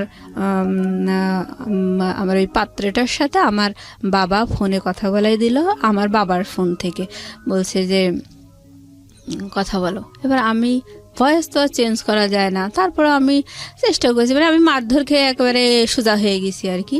তো আমি যথাসম্ভব চেষ্টা করলাম যে একটু অন্যভাবে কথা বলার জন্য, যে আমার ভয়েসটা যাতে না বুঝতে পারে আর কি। তো ওরকম করে আমি বলছি না, আমার বাবা যা ঠিক করেছে আমি তাতেই রাজি, আমার আসলে কিছু বলার নেই, আপনি যে মেয়ের ভয়েস শুনেছেন সেটা ভুল, ওটা আমি না, এরকম। পরে এখন আমি বলছি তাহলে আপনি বলেন তো দেখি ওই মেয়েটার ভয়েসের সাথে কি আমার মিল আছে? বলছে যে না, আপনার ভয়েসের সাথে কোনো মিল নেই, ওই কথাটা বললো। তারপরে আমার বাবা, আমার ফোনের পিছন দিকে আমার বোন আমার মা একদম কান লাগিয়ে থাকতো, আর ওই পাত্র কি বলছে সেগুলো আমার মা আর বোন শুনতো, আর আমার মা বোন দুজন মিলে আমাকে ওই পেছন দিক থেকে কিল ঘুষি মারতো আর ফিসফিস করে বলতো এটা বল ওইটা বল, আমি রাজি, এরকম করে বলতে আর আমি তাই বলতাম। বলার পরে পরিবেশ ঠিক হয়ে গেল। হওয়ার পরে এবার হচ্ছে পাত্র মানে আমার ওই পাত্রের বাবা আর কি বলছে যে আমি তো একা দেখে আসছি, এবার আমি চাচ্ছি যে আমার ছেলে বৌমা মেয়ে জামাই সবাইকে নিয়ে পাত্রিকা আর একটু দেখে আসবো, আর হচ্ছে মানে এঙ্গেজমেন্ট করাই আসবো, এরকম বললো। বলার পরে আমি বলছি যে দেখো, আমার বয়ফ্রেন্ডকে বলছি দেখো ওই সামনে শুক্রবার না আমার হচ্ছে এঙ্গেজমেন্ট, ওই তুমি বারবার ফোন দিয়েও কিন্তু পজিশন হলো না, আর আমি তো তাদের হাতে বন্দি আছি, আমার ওই পুতুলের মতো যা বলতে বলছে তাই আমি বলে যাচ্ছি, তাহলে এগুলো করে কোনো লাভ হচ্ছে না, তুমি থামো, এঙ্গেজমেন্টটা অন্তত হতে দাও। তারপর মানে এঙ্গেজমেন্ট হবে হচ্ছে আগামীকাল শুক্রবার, আজকে হচ্ছে বৃহস্পতিবার, আজকে আমি বিকেলবেলা আমার বয়ফ্রেন্ডকে জানাচ্ছি যে দেখো আমার আগামীকালকে এঙ্গেজমেন্ট। তো আমি ওরকম বলার পরে আমার বয়ফ্রেন্ড বলছে দেখো আমি খুব দুশ্চিন্তায় আছি, যেভাবেই হোক তুমি এই এঙ্গেজমেন্ট বন্ধ করো, আমি কখনোই চাই না তোমার হাতে এঙ্গেজমেন্টের আংটি উঠুক, আমি একদমই চাই না, যদি এরকম হয় তোমার সাথে আমার রিলেশন কিন্তু ব্রেকআপ হয়ে যাবে। তো আমার বয়ফ্রেন্ড ওভাবে নিষেধ করে দেওয়ার পরে আমি খুব দুশ্চিন্তায় পড়ে গেলাম। পরে হঠাৎ করে আমি ভাবছি কিভাবে বিয়ে ভাঙা যায়, কিভাবে এঙ্গেজমেন্ট ভাঙা যায়, কিভাবে ওদের আশাটা বন্ধ করা যায়, এই দুশ্চিন্তা করতে করতে বাসায় ফিরে আসছি। তোর কি মত এবার বল দেখি, তুই এত ঘুলাচ্ছিস, কি সমস্যাটা কি এবার বল। তো আমি বলছি দেখেন বিয়েটা তো ভেঙেই গেছে, তার টুটুল তো অনেক ভালো স্টুডেন্ট, টুটুলের একটা ভালো চাকরি বাকরি হলে তখন ওর সাথেই আমাকে দিয়েন বিয়ে। এই কথাটা আমি যখনই বলেছি, বলার পরে আমার মা সে চোখ বন্ধ করে উল্টো পাল্টা সারা গায়ে আমাকে বাড়ুন দিয়ে মারতে মারতে মারি চোটে বোধ আমি সারা ঘরে আমি হিসু করে ফেলছি। হ্যাঁ, ওহো, কাপড় চোপড় নষ্ট হয়ে গেছে। আর আমার ভাই বারবার ঠেকাচ্ছে, বলছে থাক থাক আর মারতে হবে না, আর মারতে হবে না। আর আমার বড়পা যখনই বারবার বিয়েতে একটু বাধা আসছিল তখনই আমার বড়পা খুব রেগে যেত। ও বলতো যে ওরে বাবা তাহলে তো টুটুলের সাথে হয়তো ওর বিয়ে হবে, এরকম ওর তো স্বপ্ন ও একাই বিসিএস ক্যাডার হবে। হ্যাঁ, টুটুলের সাথে কোনোভাবেই যেন আমার না হয়, যার জন্য ও বেশি খেপে যেত। তো আমাকে যখন মারধর করেছে তখন আমার বড়পা বলছে যে ঠেকাচ্ছিস কিসের জন্যে, মারুক ওকে মারুক, পাক্কা শয়তান, অনেক শয়তান, অনেক হারামি, কতভাবে যে আমাদেরকে হ্যারাস করলো, ওকে কি খারাপ ছেলের সাথে দেওয়া হচ্ছে, এরকম করে মারিস চোটে। আমি বলছি আচ্ছা ঠিক আছে, আমি ওই মোবাইলে বিয়ে করতেই রাজি আছি। তখন আমার মা বলছে যে ভূত না ঝাড়ালে হয় না, এভাবে বলছে। বলার পরে যাই হোক আমি বিয়েতে রাজি হয়ে গেছি দেখে আমার বয়ফ্রেন্ডের সাথে আমি কথাবার্তা বন্ধ করে দিছি। দিয়ে পরে ও বলছিল যে আর ফোনে ওই আমার ওই পাত্রের সাথে আর কথাটা তো বলবে না, এরকম একটা কথা দিয়েছিল। দেওয়ার পরে আমি যখনই ফোনে আবার রাজি হয়ে গেছি, পাত্রকেও বলে দিয়েছে যে হ্যাঁ আমাদের বাসা থেকে বলেছে না আমি বিয়েতে রাজি, তুমি যা শুনেছো সব ভুল, সবই শত্রুতার কারণে হয়েছে, এভাবে আসলে বিয়েতে আমি রাজি হয়ে গেছি। তো আমার যখন এরকম আমি বিয়েতে আপত্তি করতাম তখন আমার বড় বোন, সবাই আমার চেহারা নিয়ে নেগলেক্ট করেছে। আমার বড় বোন বলতো যে দুদিন বাদে তো আমার যখন বিয়েটা একেবারে ভেঙেই গেছিল, ওই যে এঙ্গেজমেন্ট করতে এসেও আসলো না, আমি একটু ঝামেলা করছিলাম। তো ওই সময় আমার বড় বোন বলছিল যে কয়েকদিন পরে তো তাসফিয়ার গায়ে হলুদ, তখন তো অনেক মেহমান আসবে, তা তুই একটু ভালো করে সাজিস, যদি তোর দেখে কেউ পছন্দ করে তখন যদি তোর একটা গতি হয়, এরকম করে উপহাস করে বলল। তো যাই হোক পরে আমার বড় বোন আমি বিয়েতে রাজি হওয়ার পরে বললো সেই তো রাজি হলি, তাহলে আর এত ঘোল খাওয়ার কি দরকার ছিল, সারা ঘর হিসু টিসু করে কি একটা ইয়াং মেয়ে লজ্জাও করে না, সি এরকম করে বললো। যাই হোক আমি তখন নিজে কোথায় যেন হারিয়ে গেছি, এরকম সবাই দুর্ব্যবহার করে আমাকে বিয়েতে রাজি করালো। আর আমি যখন আপত্তি করতাম তখন আমার বাবাও ঘটককে বলতো যে ভাই আপনি টেনশন করেন না, আমার ছোট মেয়েটার বিয়ে হয়ে গেলে ওকে আমি বাড়ি থেকে বের করে দেব, ও কোনো দারোয়ান টারোয়ান ধরে নিকি করে থাকতে যাক, ওরে আমি বাড়ি থেকে বের করে দেবো। দিয়ে এই কথা বললে আমার বাবার সাথে কথা বলতো না। তারপরে আমাকে পরে একদিন সকালবেলা ওরকম আবার ওরকম করে কথা বললো, বলে আমার গলা টিপে ধরে বললো যে মরতে পারিস না, এরকম করে তোর আমি বাড়ি থেকে বের করি। তো যাই হোক আমি মারধর করার পরে আমি চারিদিক থেকে জিম্মি হয়ে গেলাম, আমি বিয়েতে রাজি হয়ে গেছি। এবার আমার বিয়েটার ডেট পড়লো হচ্ছে জানুয়ারি 7 তারিখ 2011 সাল। তো আমার এই ঘটনাগুলো হচ্ছে ডিসেম্বরের শেষের দিকে, 2010 সাল ডিসেম্বরের শেষের দিকে। তো আমার ছোট বোনের পাত্রপক্ষ বিশাল গল্প করছিল, বলছিল যে সীতাহার দেবে, অনেক গহনা দেবে, অনেক কিছু, বিশাল গল্প আর কি। আমার মা বাবা সবসময় ওই ঘটকের গল্প শুনেই বিয়েতে রাজি। হ্যাঁ, কেউ যাচাই করেনি যে আদৌ ঠিক শুনছি কিনা, কারণ আপনাকে নিয়ে অনেক টেন্স ছিল তারা। হ্যাঁ, আমার ছোট বোনের ব্যাপারে, আমার ছোট বোনের যে বিয়ে ঠিক করছিল যে ডিপ্লোমা ইঞ্জিনিয়ার, ওরও পছন্দ ছিল না। আর ওরও ওর পাত্রপক্ষ থেকেও বড় বড় গল্প শুনেছিল, ওগুলোও যাচাই করেনি আর কি। ছোট বোনের ওগুলোও যাচাই করেনি, ওরে তো মান সম্মান বাঁচানোর জন্য তড়িঘড়ি করে বিয়ে দিতে চাইছিল। তো যাই হোক ওর বিয়ের ডেট পড়লো হচ্ছে ডিসেম্বরের 23 তারিখে। তো এদিকে আমিও বিয়েতে রাজি হয়ে গেছি। এবার আমার ছোট বোনের বিয়ের দিন পাত্রপক্ষ আসলো, তো পাত্রপক্ষ যে মানে আহামরি গল্প দিয়েছিল সেই গল্প অনুযায়ী বিয়ের দিন কিছুই পাওয়া গেল না। বলছিল যে 40-50 ভরি স্বর্ণের গহনা দেবে, অনেক কিছু, অনেক টাকা দিনমোহর হবে, মেলা গল্প শুনেই তো বাবা মা রাজি হয়েছিল। তবে দেখা গেল যে 1.5 থেকে 2 ভরি স্বর্ণের গহনা দিয়েছে, আর ওই যে হাতে 2টা বালা দিয়েছে সেটা হচ্ছে ব্রোঞ্জের উপরে 4-5 আনা স্বর্ণ মানে ঘষা টসা দিয়ে বানায় আর কি, ওরকম বালা দিয়েছে। মানে আমার বোন যে অনুযায়ী গল্প শুনছিল সেই অনুযায়ী কিচ্ছু পায়নি দেখে ওর খুব মন খারাপ, বললো আমার কি দিল, কোথায় দিল, এরকম। তা যাই হোক, আমার ছোট বোনের বিয়ে হয়ে গেল। বিয়ে হওয়ার পরে শ্বশুরবাড়িতে গেল। আমার বোনটা আসলে একটু কি বলবো, ও মানে অল্পতেই একটু বেশি গল্প দেওয়া স্বভাব ছিল ওর। ও আমাকে বলছে ওর বিয়ের 3 দিন পরে আমার আমার ওরা এসছে, মানে আমার ছোট বোন ছোট বোনাই ওরা আমাদের বাসায় এসছে বিয়ের 3 দিন পরে। তখন ঘটক মানে আমার বিয়ের জন্য রেডি। তো ঘটক আর ঘটকের ওয়াইফ, আমার ফুপুই হয় ঘটকের ওয়াইফ, তো উনি বলছে যে তাসফিয়ার বিয়েতে, আমার মা বলছে যে তাসফিয়ার বিয়েতে তো বিরাট গল্প শুনলাম, তো সেই অনুযায়ী তো কিছু পেলাম না। তো আমার ফুপু বলছে যে ঠিক আছে, মুসলিমার বিয়েতে আপনারা খুব ভালো করে যাচাই করে নিন, যেহেতু এইটাতে পাননি, আর 2টো পাত্রই তো আমার হাজবেন্ড ঠিক করেছে, তো এটা আপনারা যাচাই করেই নেন। তখন আমার মা বলছে না, যাচাই করা লাগবে না, যেহেতু পাত্রের বাবা হাজি, যাচাই করা লাগবে না। বলছে না না, যাচাই করেই নিতে হবে, এরকম করে বললো। কিন্তু তারপরেও যাচাই করেনি। তো বিয়ের 3 দিন পরে আমার ছোট বোন আসলো রাতের বেলা।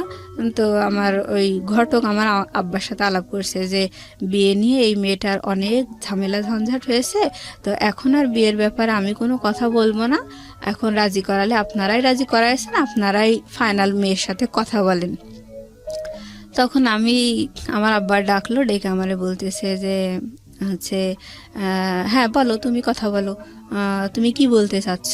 তখন আমার মা রান্নাঘরে বসে রান্না করছে, আমি ডাইনিংয়ে, আমার বাবা, ঘটক, আমার বোন, আমরা কথা বলছি। তো আমি বলছি, আমি লাস্ট চেষ্টা করছি ওটা বিয়েটা আটকানোর, ওটা হচ্ছে আমার লাস্ট চেষ্টা। সেটা হচ্ছে আমি বলছি যে দেখো, তাসফিয়ার বিয়ের সময় তো মানে একেবারে আকাশ ছোঁয়া গল্প শোনা গেল, তার গহনা, তার পোশাক আশাক, বিশাল গল্প শোনা গেল যে এই দেবে, কিন্তু সেই অনুযায়ী কিন্তু বিয়েতে কিছুই হয়নি। তাহলে আমাকে অন্তত এঙ্গেজমেন্ট করায় রাখো, তারপর সব কিছু যাচাই টাচাই করে নিয়ে উনি তো 6-7 মাস পরে আসবে, তখন আমার বিয়ে দিও। এই কথাটা কেবল আমি বলছি, ওটা আমার বিয়ের ভাঙা। তখনও আমি মানে মন থেকে রাজি না, তো মার খেয়ে রাজি হয়েছি। তা ওই সময় ওটা যখন বললাম, তখন আমার মা রান্নাঘর থেকে বলছে আর একটু বাড়ুন দিয়ে মারবো নাকি, এরকম বলছে আমার মা। আর আমার বাবা বলছে যে তাসফিয়ার বিয়েতে কি পাওয়া গেছে কি পাওয়া যায়নি ওসব তোমার দেখার দরকার নেই, তুমি এই বিয়েতে রাজি, তুমি এখন কথা বলো। তো আমি দেখলাম যে না, আর আসলে বলার আর কিছু নেই, মনে মনে বললাম। পরে আমি বলছি আচ্ছা ঠিক আছে, তোমরা যাবার তাই করো। মানে আমি মানে কেমন আমার মনটা অন্য একটা জগতে অন্ধকারের মধ্যে হারিয়ে গেছে, হতাশা, মানসিক আঘাত, কষ্ট, দিকে বয়ফ্রেন্ড তো মেলা ঘুলাইয়ে দিল। তো যাই হোক, আমি বললাম আচ্ছা ঠিক আছে। তখন আমার বাবা বললো যে ঠিক আছে, তুমি হাজি সাহেবের সাথে কথা বলো। পরে আমি বলছি কি কথা বলবো, বলছে যে তুমি যে চোখের সমস্যার কথা বলছিলা, উনি কষ্ট পাইছে, তুমি এখন তার কাছে ক্ষমা চাও।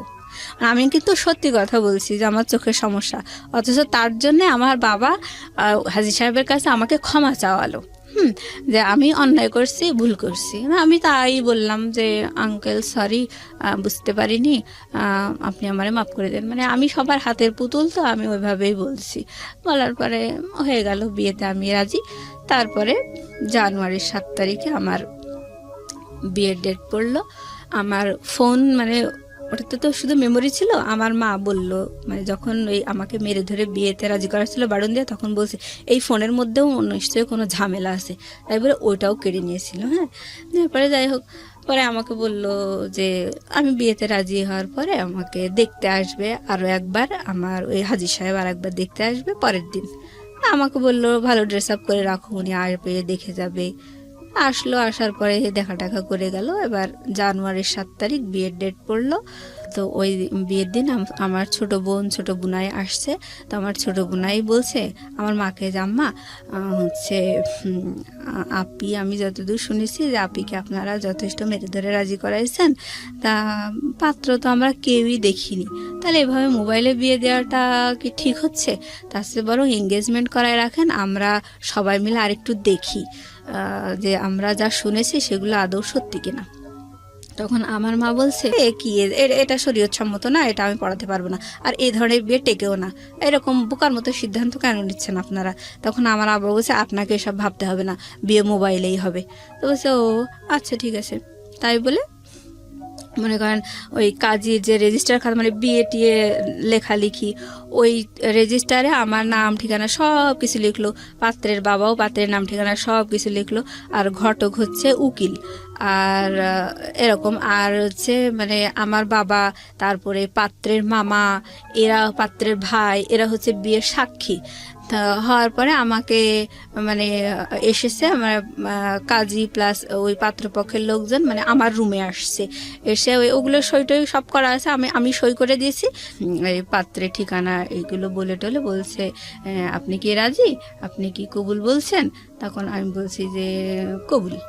ছেলেটাকে দেখেননি? না না না না, আমি দেখিনি। আমি মোবাইলে কবুল বলিনি, আমি কবুল বলছি হচ্ছে কাজীর সামনে। কাজী ওখানে আমার বাবা, তারপর কাজী, ঘটক, মানে পাত্রের বাবা, পাত্রের ভাই, এগুলো সবাই আমার রুমে, সবাই দেখছে যে আমাকে কবুল পড়াচ্ছে, আমি কবুল বলছি। তখন মোবাইল ছিল না কানে? আমি ছেলেটাও শুনে নাই? না না না, ছেলেটাও শুনে নাই। আমি এভাবে কবুল বলছি, আমাকে 3বার কবুল বলতে বললো, আমি 3বার কবুল বললাম। বলার পরে ওনারা আমার রুম থেকে বেরিয়ে গেল। তা দেনমোহর করছিল 1 লক্ষ টাকা। তো এভাবে আমি আর কবুল বলানোর পর আমি ওদের সামনে কবুল বলছি, আমি ফোনে কবুল বলি নাই, আমার কবুল বলার সাক্ষীও না ওনারা। তো যাই হোক, আমি কবুল বলার পরে ওনারা আমার রুম থেকে বেরিয়ে গেলেন। বেরিয়ে যাওয়ার পরে ড্রয়িং রুমে ওনারা সবাই বসে আছেন, পাত্রপক্ষের সবাই, আমার ছোট বুনাই, আমাদের বাড়ির সবাই। আমি ছিলাম না, আমি দরজার কাছে, ড্রয়িং রুমে দরজার কাছে আমি দাঁড়িয়েছিলাম। এখন পাত্র হচ্ছে মানে কাজী হচ্ছে কানে মোবাইলটা নিয়েছে, নিয়ে ওই নাম ঠিকানা সব বলছে, বলে পাত্রকে বলছে বলেন কবুল, বলেন কবুল, এরকম। তো উনি ওই পাশ থেকে কবুল বলছে, আসলে ওই পাত্র বলছে না কে বলছে সে আল্লাহ জানে। না না না, লাউড স্পিকারও দেয়নি। তো কবুল ওইভাবে আসলে বিয়েটা হলো মোবাইলে, সে কবুল বলল, কিন্তু ওই কাবিননামায় পাত্রের কোনো সিগনেচার নেই, মানে পাত্র উপস্থিতি নেই আর কি। সে বিদেশ থেকে মোবাইলে কবুল বলল, আর আমি দেশে থেকে। তাও আপনারা কেউ শোনেননি সেই কবুল? না, আমরা কেউ শুনিনি সেই কবুল। তো যাই হোক, এবার ওই দোয়া দরুদ পড়লো আর কি, কলেমা এগুলো পড়ে নিয়ে একটু মোনাজাত করলো। সেই সময় ওই আর কি লাউড দিল আর কি, লাউড দিয়ে ওইখান থেকে পাত্রের তার ওই 2-4টা বন্ধু টন্ধু নিয়ে ওই একা একা সেখানেও সে কি পড়ছে দোয়া দরুদ, আর এরাও পড়ছে, মানে এটা লাউডে হয়েছে আর কি। তো কবুলটা লাউডে হলো না কেন? কবুলটা লাউডে হলো না মানে ওরা ওই সময় আসলে বোঝেনি যে এটা লাউডে করতে। আর আমার বাবা মায়ের বিশ্বাস হচ্ছে যে হ্যাঁ আমরা মোবাইলেই বিয়ে দিচ্ছি, ব্যাস। তারা জাস্টিফাই করছে না যে আসলে ছেলেটা কবুল বলছে নাকি আদৌ বলছে না, এগুলো কেউ জাস্টিফাই করছে না। আর তারা মাথায়ও আসেনি যে আদৌ কবুল বলছে, বা ওই কবুল শব্দটা তাদের শোনার আগ্রহ এরকম ছিল না। তাদের কথা হচ্ছে এই মোবাইলেই তো বিয়ে দিচ্ছি, এই। আর তাদের সবচেয়ে বেশি আত্মবিশ্বাস ছেলের বাবা হাজি, সুতরাং তারা কখনোই ফাঁকি দেবে না, এই ধরনের একটা মানে ট্রাস্ট তাদের মধ্যে। তো যাই হোক, বিয়ে হয়ে গেল। হওয়ার পরে আবার আমার শ্বশুর হয়ে গেল হাজি সাহেব। আমরা সবাই মানে একসাথে ডাইনিংয়ে বসে খাওয়া দাওয়া করলাম। করার পরে মানে আমরা না, সরি, ওই মানে পাত্রপক্ষকে আমার ওই ননদ, শ্বশুর, শাশুড়ি সবাই ডাইনিংয়ে বসে আছে, আমি সবাইকে খেতে দিচ্ছি। খাওয়া দাওয়ার পরে ওনারা, আমার শাশুড়ি একটা কথা বলে গেলেন যে মা, এই মোবাইলে বিয়ে হয়েছে এই কথাটা কখনো কাউকে বলবা না। ইভেন আমার মা, আমার পরিবারের সবাইকে বলে গেল যে এই কথাটা কখনো কাউকে বলবেন না যে মোবাইলে বিয়ে হয়েছে, কারণ এটা শরীয়তসম্মত না। আমাদের তো আবারও পরে বিয়ে পড়াতে হবে, যখন ছেলে 6-7 মাস পরে আবার দেশে আসবে তখন তো আবারও বিয়ে পড়াতে হবে, নাহলে তো একসাথে থাকতে পারবে না। আমরা শুধু জাস্ট বেঁধে রাখার জন্যে এরকম করে কবুল পড়ালাম। এরকম কবুল পড়ায় ওই এঙ্গেজমেন্টের আংটিটা আমার হাতে পড়াই দিছে। তো ওনারা খেয়ে দিয়ে চলে গেলেন, আর এভাবে আমাকে বলে গেলেন। বলার পরে পরের দিন সকালবেলা আমার মা হাঁপ ছেড়ে পাড়া প্রতিবেশীদের সাথে বলছে মেয়ে বিয়ে দিয়ে দিয়েছি। মানে আমি বললাম না, আমার মায়ের আগাম গল্প করার একটা অভ্যাস আছে, তো ওরকম মানে গল্প করতেছে। তখন পাড়া প্রতিবেশীরা বিশ্বাসই করছে না, বলছে কখন বিয়ে দিলেন, কই কোনো লোকজন আসলো না, কিছুই দেখলাম না, কখন বিয়ে দিলেন, ওরা বিশ্বাসই করতে চাচ্ছিল না। পরে আমার মা বলছে না, গতকাল এক মাইক্রো লোকজন আসছিল। বলছে হ্যাঁ, একটা মাইক্রো দেখছিলাম, তা আমরা ভাবছিলাম হয়তো আপনার ছোট মেয়ের শ্বশুরবাড়ি থেকে লোক আসছে, এরকম ভাবছিলাম। বলছে না, আমার ওই মেজো মেয়ের মোবাইলে বিয়ে। তো পাড়া প্রতিবেশীরা বলতে লাগলো যে মোবাইলে বিয়ে দিলেন, এটা মোবাইলে আবার বিয়ে হয় নাকি? তখন আমার মা বললো যে না, আসলে ওদের খুব আগ্রহ ছিল, এঙ্গেজমেন্ট করাতে চাইছিলাম, ওদের এত আগ্রহ দেখে মোবাইলেই দিলাম।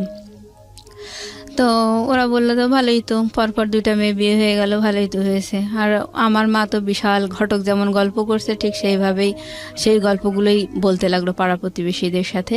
তো বিয়ের মানে 2 দিন পরে আমার শ্বশুর বললো যে বাড়িতে তো আমরা শুধু বুড়াবুড়িই থাকি, তো বৌমাকে একটু বেড়াতে নিয়ে যাবো, একদিন রেখেই মানে আবার দিয়ে যাব, তো মানে একটু দেন। তাই বলে আমাকে বিয়ের 2 দিন পরে আমার শ্বশুর এসে আমাকে একটু নিয়ে গেল বেড়ানোর জন্য। তো গেলাম শ্বশুর বাড়িতে।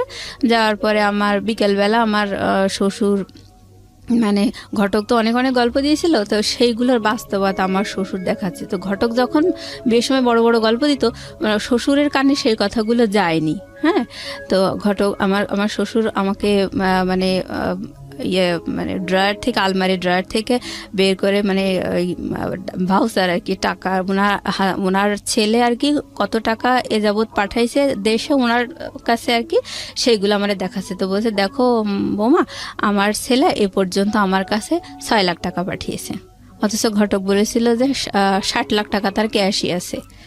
ওকে, এইসব। তারপরে আমার শ্বশুর বলল যে আমার বাবার জমি আমি হচ্ছে ভাগে পেয়েছি 15 বিঘা, অথচ ঘটক বলছিল যে 250 বিঘা জমি, 30 বিঘা বিল, এসব বলছিল। আমার মা বাবা কখনোই জাস্টিফাই করেনি জিনিসগুলো। আর হচ্ছে তখন আমি সঠিকটা জানতে পারলাম। জানার পরে আমি দেখলাম আসলে এখন আর প্রতিবাদ করেই বা কি লাভ, তো হয়েই তো গেছে বিয়ে। টুটুলের কি অবস্থা তখন? টুটুল কি করছে? হ্যাঁ, এইটার পরে আমি যখন শ্বশুরবাড়ি থেকে ঘুরে আসলাম, আমার শ্বশুর আমার একটা 3 পিস কিনে দিল, একটা নাকফুল কিনে দিল, আর ওই যে মানে ইমিটেশনের চুড়ি আছে ওইটা মানে 2 ডজন ওই 80-90 টাকা দিয়ে মানে কিনে দিল। দেওয়ার পরে আমি শুনছিলাম যে 10 লক্ষ টাকার গহনা এনেছে। আমি ভাবছিলাম যে অন্তত আমাকে না দিক, কিন্তু দেখাতে তো পারতো যে আমার জন্যই তো এনেছে। আমি এগুলো মনে মনে বলছিলাম যে আমাদের দেখাতে তো পারতো যে বৌমা তোমার জন্য এই এনেছে, তোমাকে উঠানোর সময় এগুলো দেওয়া হবে, এগুলো তো মানে বলতে তো পারতো। আমি তো ঘটকের সব কথাই বিশ্বাস করছিলাম, বাবা মাও তো এরকম করে দিল। তো যাই হোক, আমাকে ওরকম অর্নামেন্টস দিলে, একটা নাকফুল দিছে 300 টাকা দিয়ে, আর ওই ইমিটেশনের চুড়ি আর একটা 3 পিস, এটা দিয়ে আমার শ্বশুর পরের দিন আবার আমাকে রেখে গেল। তো আমি বাসায় এসে বলছি দেখো এই তাদের প্রপার্টির অবস্থা। তখন আমার মা ঘটকের মানে মনে মনে মানে আমার সাথে বলতেছে খুবই অভিশপ্ত শয়তান হচ্ছে আমার ছোট মেয়েটার জীবনটা এভাবে নষ্ট করলো, আমার মেজো মেয়ের জীবনটা এভাবে নষ্ট করলো। তো আমি বলছি কেন, ঘটকের দোষ দিচ্ছেন কেন? আপনারা কি যাচাই করতে পারতেন না? আর ঘটককে বিয়ে দিয়েছেন নাকি? বিয়ে তো আপনারা দিয়েছেন। যাই হোক, এভাবে বলার পরে মানে খুব রাগ আমার বাবা মায়ের উপর। এবার আমার ফোনগুলো আমাকে দিয়ে দিয়েছে, আমার ফোন, আমার বোনের ফোন, যারটা তার আমার বাবা আমাদেরকে দিয়ে দিয়েছে। দেওয়ার পরে আবার আমি তখন টুটুলকে ফোন করছি। আমি ফোন করে বলছি দেখো এরকম তো বিয়ে হয়ে গেছে, তা তুমি তো অনেক পরিবেশ ঘোলা করেছো, আমি তো চাইছিলাম এঙ্গেজমেন্ট করাতে, আর তুমি যেভাবে পরিবেশ ঘোলা করেছো তাতেই ওরা আসলে মোবাইলে, ওদের এমনি বিয়ে দেওয়ার ইচ্ছা ছিল, আমার বাবা মাও বলছিল, কিন্তু আমি এরকম যদি পরিবেশ ঘোলা না হতো তাহলে হয়তো মোবাইলে বিয়েটা বন্ধ করা যেত, কিন্তু তুমি যেভাবে করছো মোবাইলে আমার বিয়ে হয়ে গেছে। তাহলে অবশেষে কি হলো, শেষ পর্যন্ত তো তোমারও পাইলাম না আর আমার মোবাইলে বিয়ে হয়ে গেল। তখন ও বলল যে দেখো তোমার সাথে আমার রিলেশন এত বেশি লং হবে এমন প্ল্যান তো আমার ছিলই না। আমি তো আমার ফ্রেন্ডদের সাথে, আমার কলিগদের সাথে বাজি ধরে তোমার সাথে রিলেশন করছিলাম। তোমার সাথে যখন আমার রিলেশন ছিল ওই সময় আমার মিনার সাথে রিলেশন ছিল, মিনা আমার ছাত্রী। আমি আসলে ওকে ভালোবাসি, কিন্তু তোমার সাথে বাজি ধরে আমি রিলেশন করছিলাম, তুমি আমার চিন্তা বাদ দাও। ওকে ওকে, মানে ওই সময় ওটা শোনার পর আমি বলছি তাহলে এই কথাগুলো আমার বিয়ের সময় তুমি বলতে, যখন তুমি পরিবেশ ঘোলা করছিলে সেই সময় বলতে। তখন বলছে না, এভাবে কি বলা যায় নাকি, বাজি ধরে আসছি এরকম, বা তোমাকে চায় না, এগুলোকে ডিরেক্ট বলা যায় নাকি? যাই হোক, বলিনি। তো ওর ওই কথাটা শুনে মানে মানে এতটাই আমি হতভম্ব হয়ে গেছি যে এ আবার কোন বেইমান। এবার ওর সাথে আর কোনো যোগাযোগ নাই, কথা নাই। এখন আমার বাবা বলতেছে যে বিয়ের যখন আমার প্রায় 5 দিন এরকম যাচ্ছে, আমি আমার হাজবেন্ডের সাথে ফোনে গল্প করি, আমার মন না চাইলেও গল্প করি, কি করব, এখন তো আর কিছু করার নাই। আমার খুব কষ্ট লাগতো বয়ফ্রেন্ডের এরকম আচরণ শুনে, এভাবে মারধর করে বিয়ে দিল। তাই আমি একা একাই খুব কান্নাকাটি করতাম, করে ওই সময় আমার হাজবেন্ডকে মানে ফোন দিয়ে আমি হাওমাও করে কাঁদতাম, কিন্তু আমি ওকে বলতে পারতাম না যে আমি কেন কাঁদছি। তো ও মনে করতো আসলে আমি বোধহয় ওকে খুব ভালোবাসি, ওকে খুব দেখতে চাই, কাছে পেতে চাই, এই জন্যে আমি কাঁদছি। তো ও আমাকে বুঝাতো, মানে ওর ধারণাটা ভুল। হ্যাঁ, কিন্তু আমি তো আমার মনের কথাগুলোও বলতে পারছি না। তো ও বলছে যে এভাবে কান্নাকাটি করো না, আমি চলে আসবো দেশে, তুমি এভাবে কাঁদলে কিন্তু আমি এখনই চলে আসবো, এরকম করে বলার পরে আমার বিয়ের যখন 5-6 দিন, বিয়ের পরে কি আপনি নিজের বাড়িতে থাকলেন নাকি শ্বশুর বাড়িতে চলে না না, আমি শ্বশুর বাড়িতে ওই একদিন বেড়ানোর জন্য গেছি, এক রাত থেকে আবার শ্বশুর আবার আমাকে দিয়ে চলে গেছে। আসছেন? হ্যাঁ, তো মানে বলছে যে উঠাই নেওয়ার পরে আমি শ্বশুর বাড়িতে যাবো, এরকম। তো যাই হোক, আবার আমার বাবা আমাকে বললো, মানে আমাকে বিয়ে দিয়েই মানে হাফ ছেড়ে বাঁচলো, মানে পাত্রপক্ষ যেরকম বড় বড় গল্প দিছিল যে পড়াবে, চাকরি, ঘুষ দেবে, এইগুলো। তখন আমার বাবা বলতে লাগলো যে এখন তো তোমাকে বিএসসি ভর্তি করায় দেবো, তোমার বিয়েই তো দিছে এই কারণে যে ওরা তোমাকে পড়াবে, এখন জামাইয়ের কাছে খরচ চাও, তোমার খরচ কে দেবে? আর বাসা থেকে আমার মাও মানে খুব খারাপ বিহেভ করতে বলছে, 2 দিন হাজবেন্ড না হতেই তার দরদ খুব বোঝা শিখে গেছে, এরকম বলছে। আমার আসলে টাকা চাইতে খুব লজ্জা করতো। আমার বলছে যে বিয়ে তো তোমরাই দিছো, তাহলে তোমরা টাকা চেয়ে দাও, আমি কেন চাইতে দাও? বলছে কেন, এখন তো তোর নিজস্ব পরিবেশ হয়েছে, এখন তুই তোর মতো করে ম্যানেজ করে নিবি। মানে আমার উপরে চাপাই দিয়েছে, এবং আমার বলতে যে তোর খরচ কে দেবে, তোর তো বিয়ে হয়ে গেছে, তোর খরচ কে দেবে, এরকম করে নেগলেক্ট করে কথা বলে। তারপরে আমার আসলে অনেক খারাপ লাগে ব্যবহার আসার এরকম দেখে। আমি আমার হাজব্যান্ডকে বলছি যে দেখো, তুমি তো বলছিলে যে চাকরির বাকরির ঘুষ দেবা, পড়াবা, আবার বিএসসি ভর্তি করাই দেবা, সবই তো বলছিলে, তাহলে এইসব শুনেই তো রাজি হয়েছি। তখন আমার বাড়ি থেকে বলতেছে তুমি বিএসসি ভর্তি করাই দিতে, তা তুমি দাও। বলতেছে যে কেন বিএসসি আমি এখন ভর্তি করাই দেবো, কারণ তোমার মুখ তো আমি দেখিনি, বিএসসি পড়াতে তো লাখ লাখ টাকা খরচ হবে, আমি তো তোমার মুখই দেখিনি এখনো, তাহলে এত টাকা এখন তুমি তোমার বাবার ঘরে আসো, তোমার বাবার বাড়ির কাছে খরচ চাও। এটা আপনার হাজবেন্ড বললো? বলার পর আমি, কি নাম ছিল আপনার হাজবেন্ডের? ওর নাম ছিল হচ্ছে শামসুল। হ্যাঁ, শামসুল। তা আমি তখন বললাম দেখো, তোমার জামাই এই কথা বলছে, আমার আব্বাকে বলছি যে ও বলছে যে কোনো খরচ আমি দিতে পারবো না, তোমার বাবাকে দিতে বলো, তোমার বাবার বাড়িতে আসো, তোমার বাবাকে দিতে বলো। তখন আমার বাবার সাথে সাথে আমার ফোনটা কেড়ে নিয়ে বলছে, ও তুমি তাহলে এই কথাই বলছো? যে আমার হাজবেন্ডকে বলছে যে এই তোমার মনের কথা? বলছে হ্যাঁ, এটাই মনের কথা, কারণ আমি তো এখনো তার মুখই দেখিনি। আর সবচেয়ে বড় কথা হচ্ছে যে বিয়েতে তো মানুষ কত গল্পই দেয়, আমার মনের কথা হচ্ছে আমার ওয়াইফকে আমি মোটেই পড়াশোনা করাবো না, আর বাচ্চা কাচ্চা হবে, সংসার করবে, চাকরি বাকরি করাবো না। আর যদি তার খুবই শখ হয় তাহলে আমি, তখন আব্বা বলছে যাই হোক বাদ দেন, এখন কিভাবে পরিত্রাণ পাওয়া যায় সেটা বলেন। বলছে যে এই বিয়েটা রেজিস্ট্রি হয়নি, পাত্রের সই নেই, সুতরাং পাত্রের সইয়ের ব্যবস্থা করতে হবে, করার পরে বিয়ে রেজিস্ট্রি করতে হবে, সেই রেজিস্ট্রি করার পরে যখন আপনারা ডিভোর্সের আয়োজন করবেন সেই সময় আপনারা দেনমোহর যে 1 লাখ টাকা করা আছে ওই টাকাটা আপনারা দাবি করতে পারবেন। তখন আব্বা বলছে আমি এত দূর এগোতে চাই না, আমি এখনই সমাধান চাই।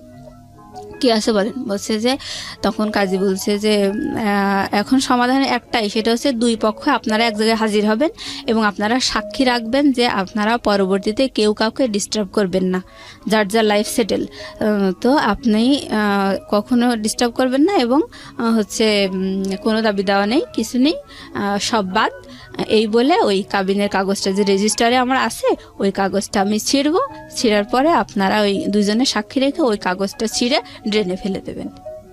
তো এটাই করলো। হ্যাঁ, এইভাবেই মানে ড্রেনে ফেলে দিল 2 পক্ষের সাক্ষী রেখে, ওই বিয়ে ওখানেই শেষ হয়ে গেল।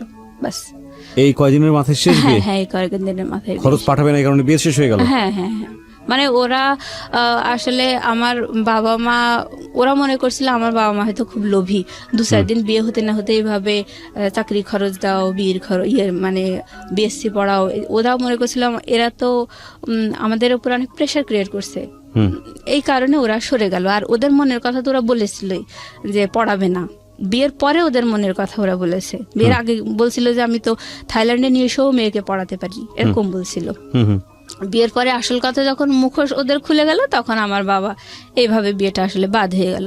হওয়ার পরে আমি মানে তখন আমার বয়ফ্রেন্ড এটা বলল, আমার বিয়ে বাদ হয়ে গেল, সব মিলায় মানে আমার মানে আমি যে কোন জগতে হারিয়ে গেছি মানে আমি বুঝাতে পারবো না, মানে এটা এটা সহ্য করার মতো না। তারপরে আমি ভাবছিলাম যে আমি আসলে সুইসাইড করবো।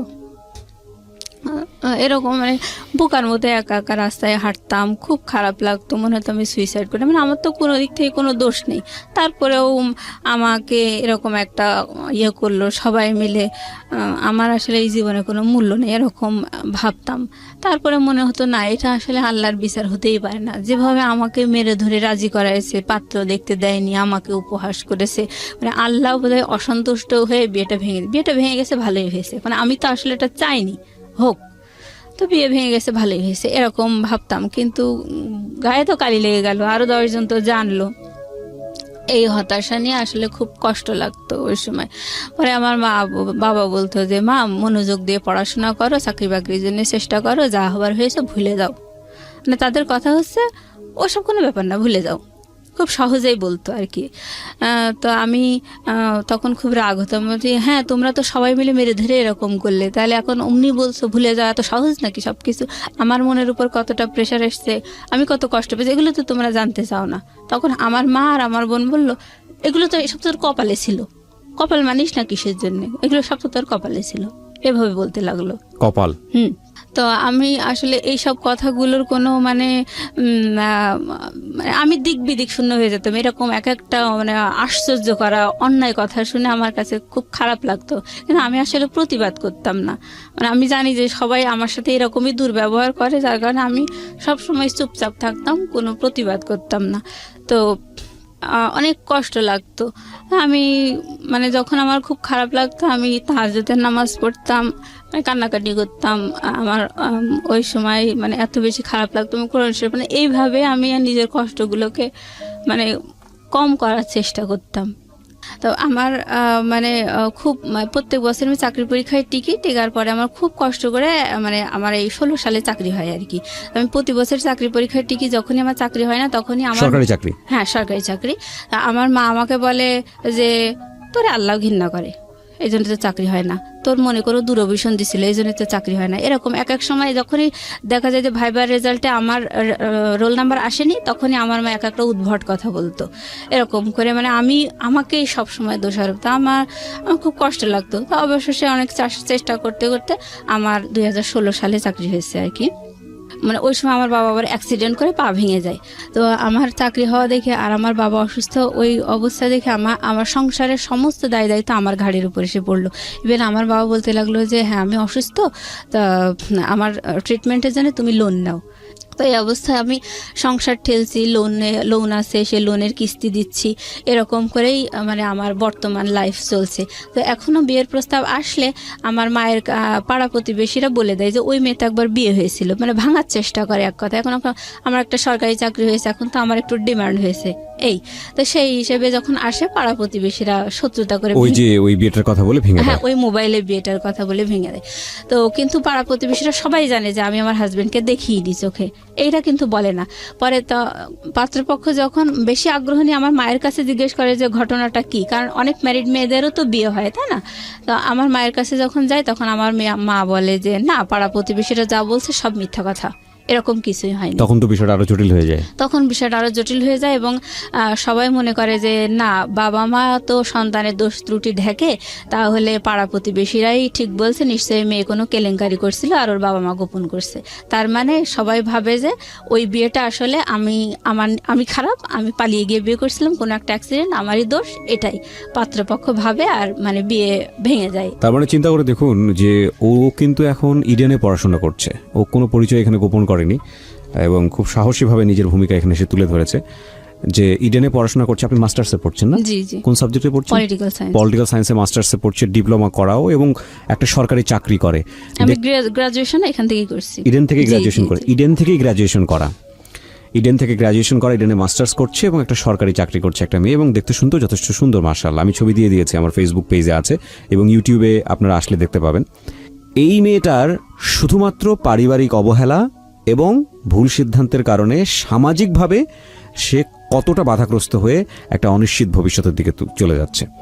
তো আপনি আজকে কেন আসলেন জীবন গল্পে এই গল্পটা বলার জন্য, এবং এত নিজেকে একেবারে প্রকাশ করে কোনো পরিচয় গোপন করেননি, ছবি দিয়ে কেন আপনি সাহসী ভূমিকা নিতে গেলেন? আমি আসলে সাহসী ভূমিকা নিয়েছি কারণ আমি আমার দিক থেকে অলওয়েজ রিয়েল। ওকে, আমি কখনো মানে ঢাক গুড় এই ধরনের মানে আমার মা যেভাবে ঢেকছে দোষগুলো, আমি এগুলো পছন্দ করি না। আর কথা হচ্ছে আমি কখনো মানে কোনো কিছু জটিল বা রহস্য রেখে, কোনো কিছু গোপন রেখে, ভুল ত্রুটি গোপন রেখে আমার কোনো স্বার্থ উদ্ধার হোক, এটা আমি কখনো চাই না, আমি পছন্দ করি না এগুলো। তো আমার মা যেভাবে গোপন করছে এটা আসলে তারই দোষ, মানে এগুলো তো তারাই দিয়েছে, দোষ তো তাদের। এখন তারা এগুলো মানে স্বীকার করছে না। স্বীকার করলে দেখা যাচ্ছে হয়তো পাত্রপক্ষ তাদের সাথে বার্গেনিং করবে যে কেন এভাবে বিয়ে দিলেন। আচ্ছা আচ্ছা। আমার মা তো নিজেদের দোষ মোটেই ধরতে চায় না। আর কথা হলো যে কপালে ছিল, এই হলো বলতো সব সময়। তো যাই হোক, এখন এইভাবেই বাধাগ্রস্ত অবস্থায় আছে।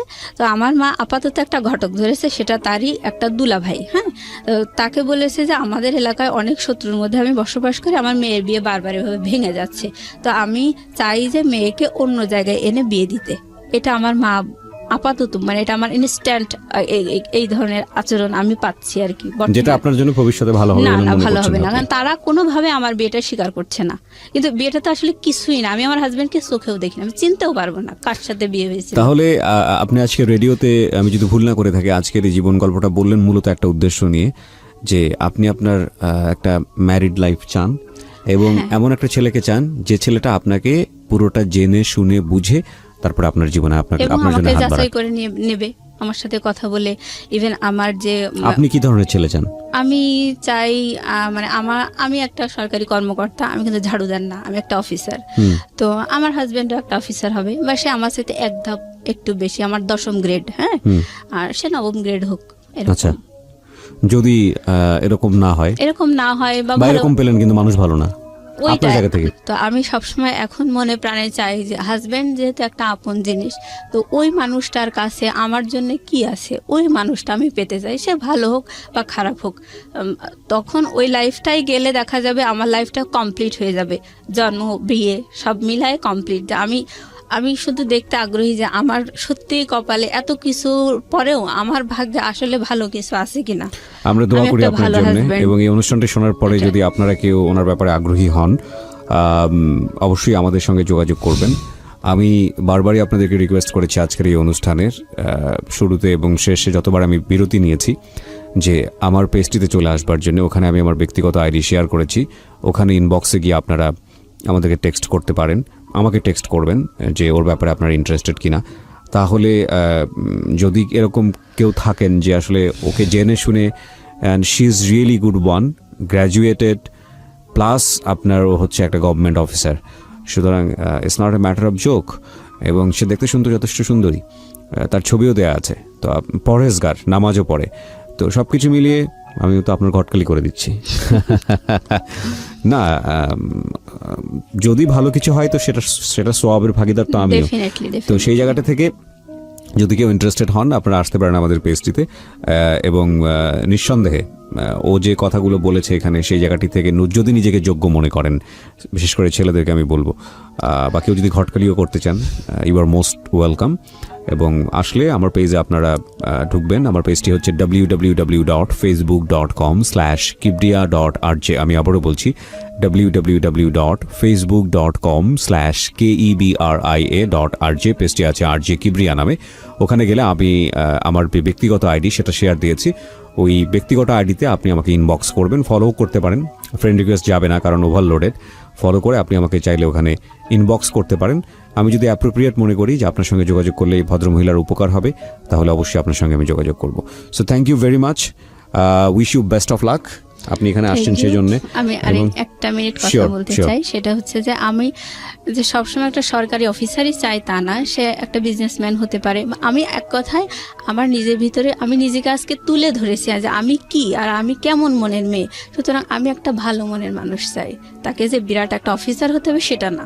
ফাইন, আমরা এক্সপেক্ট করি আমাকে ভালোবাসবে, আমার আপন হবে, এরকম একটা সৃষ্টিকর্তা আপনার জন্য ভালো কিছু রেখেছেন, এটা আমরা প্রত্যাশা করি।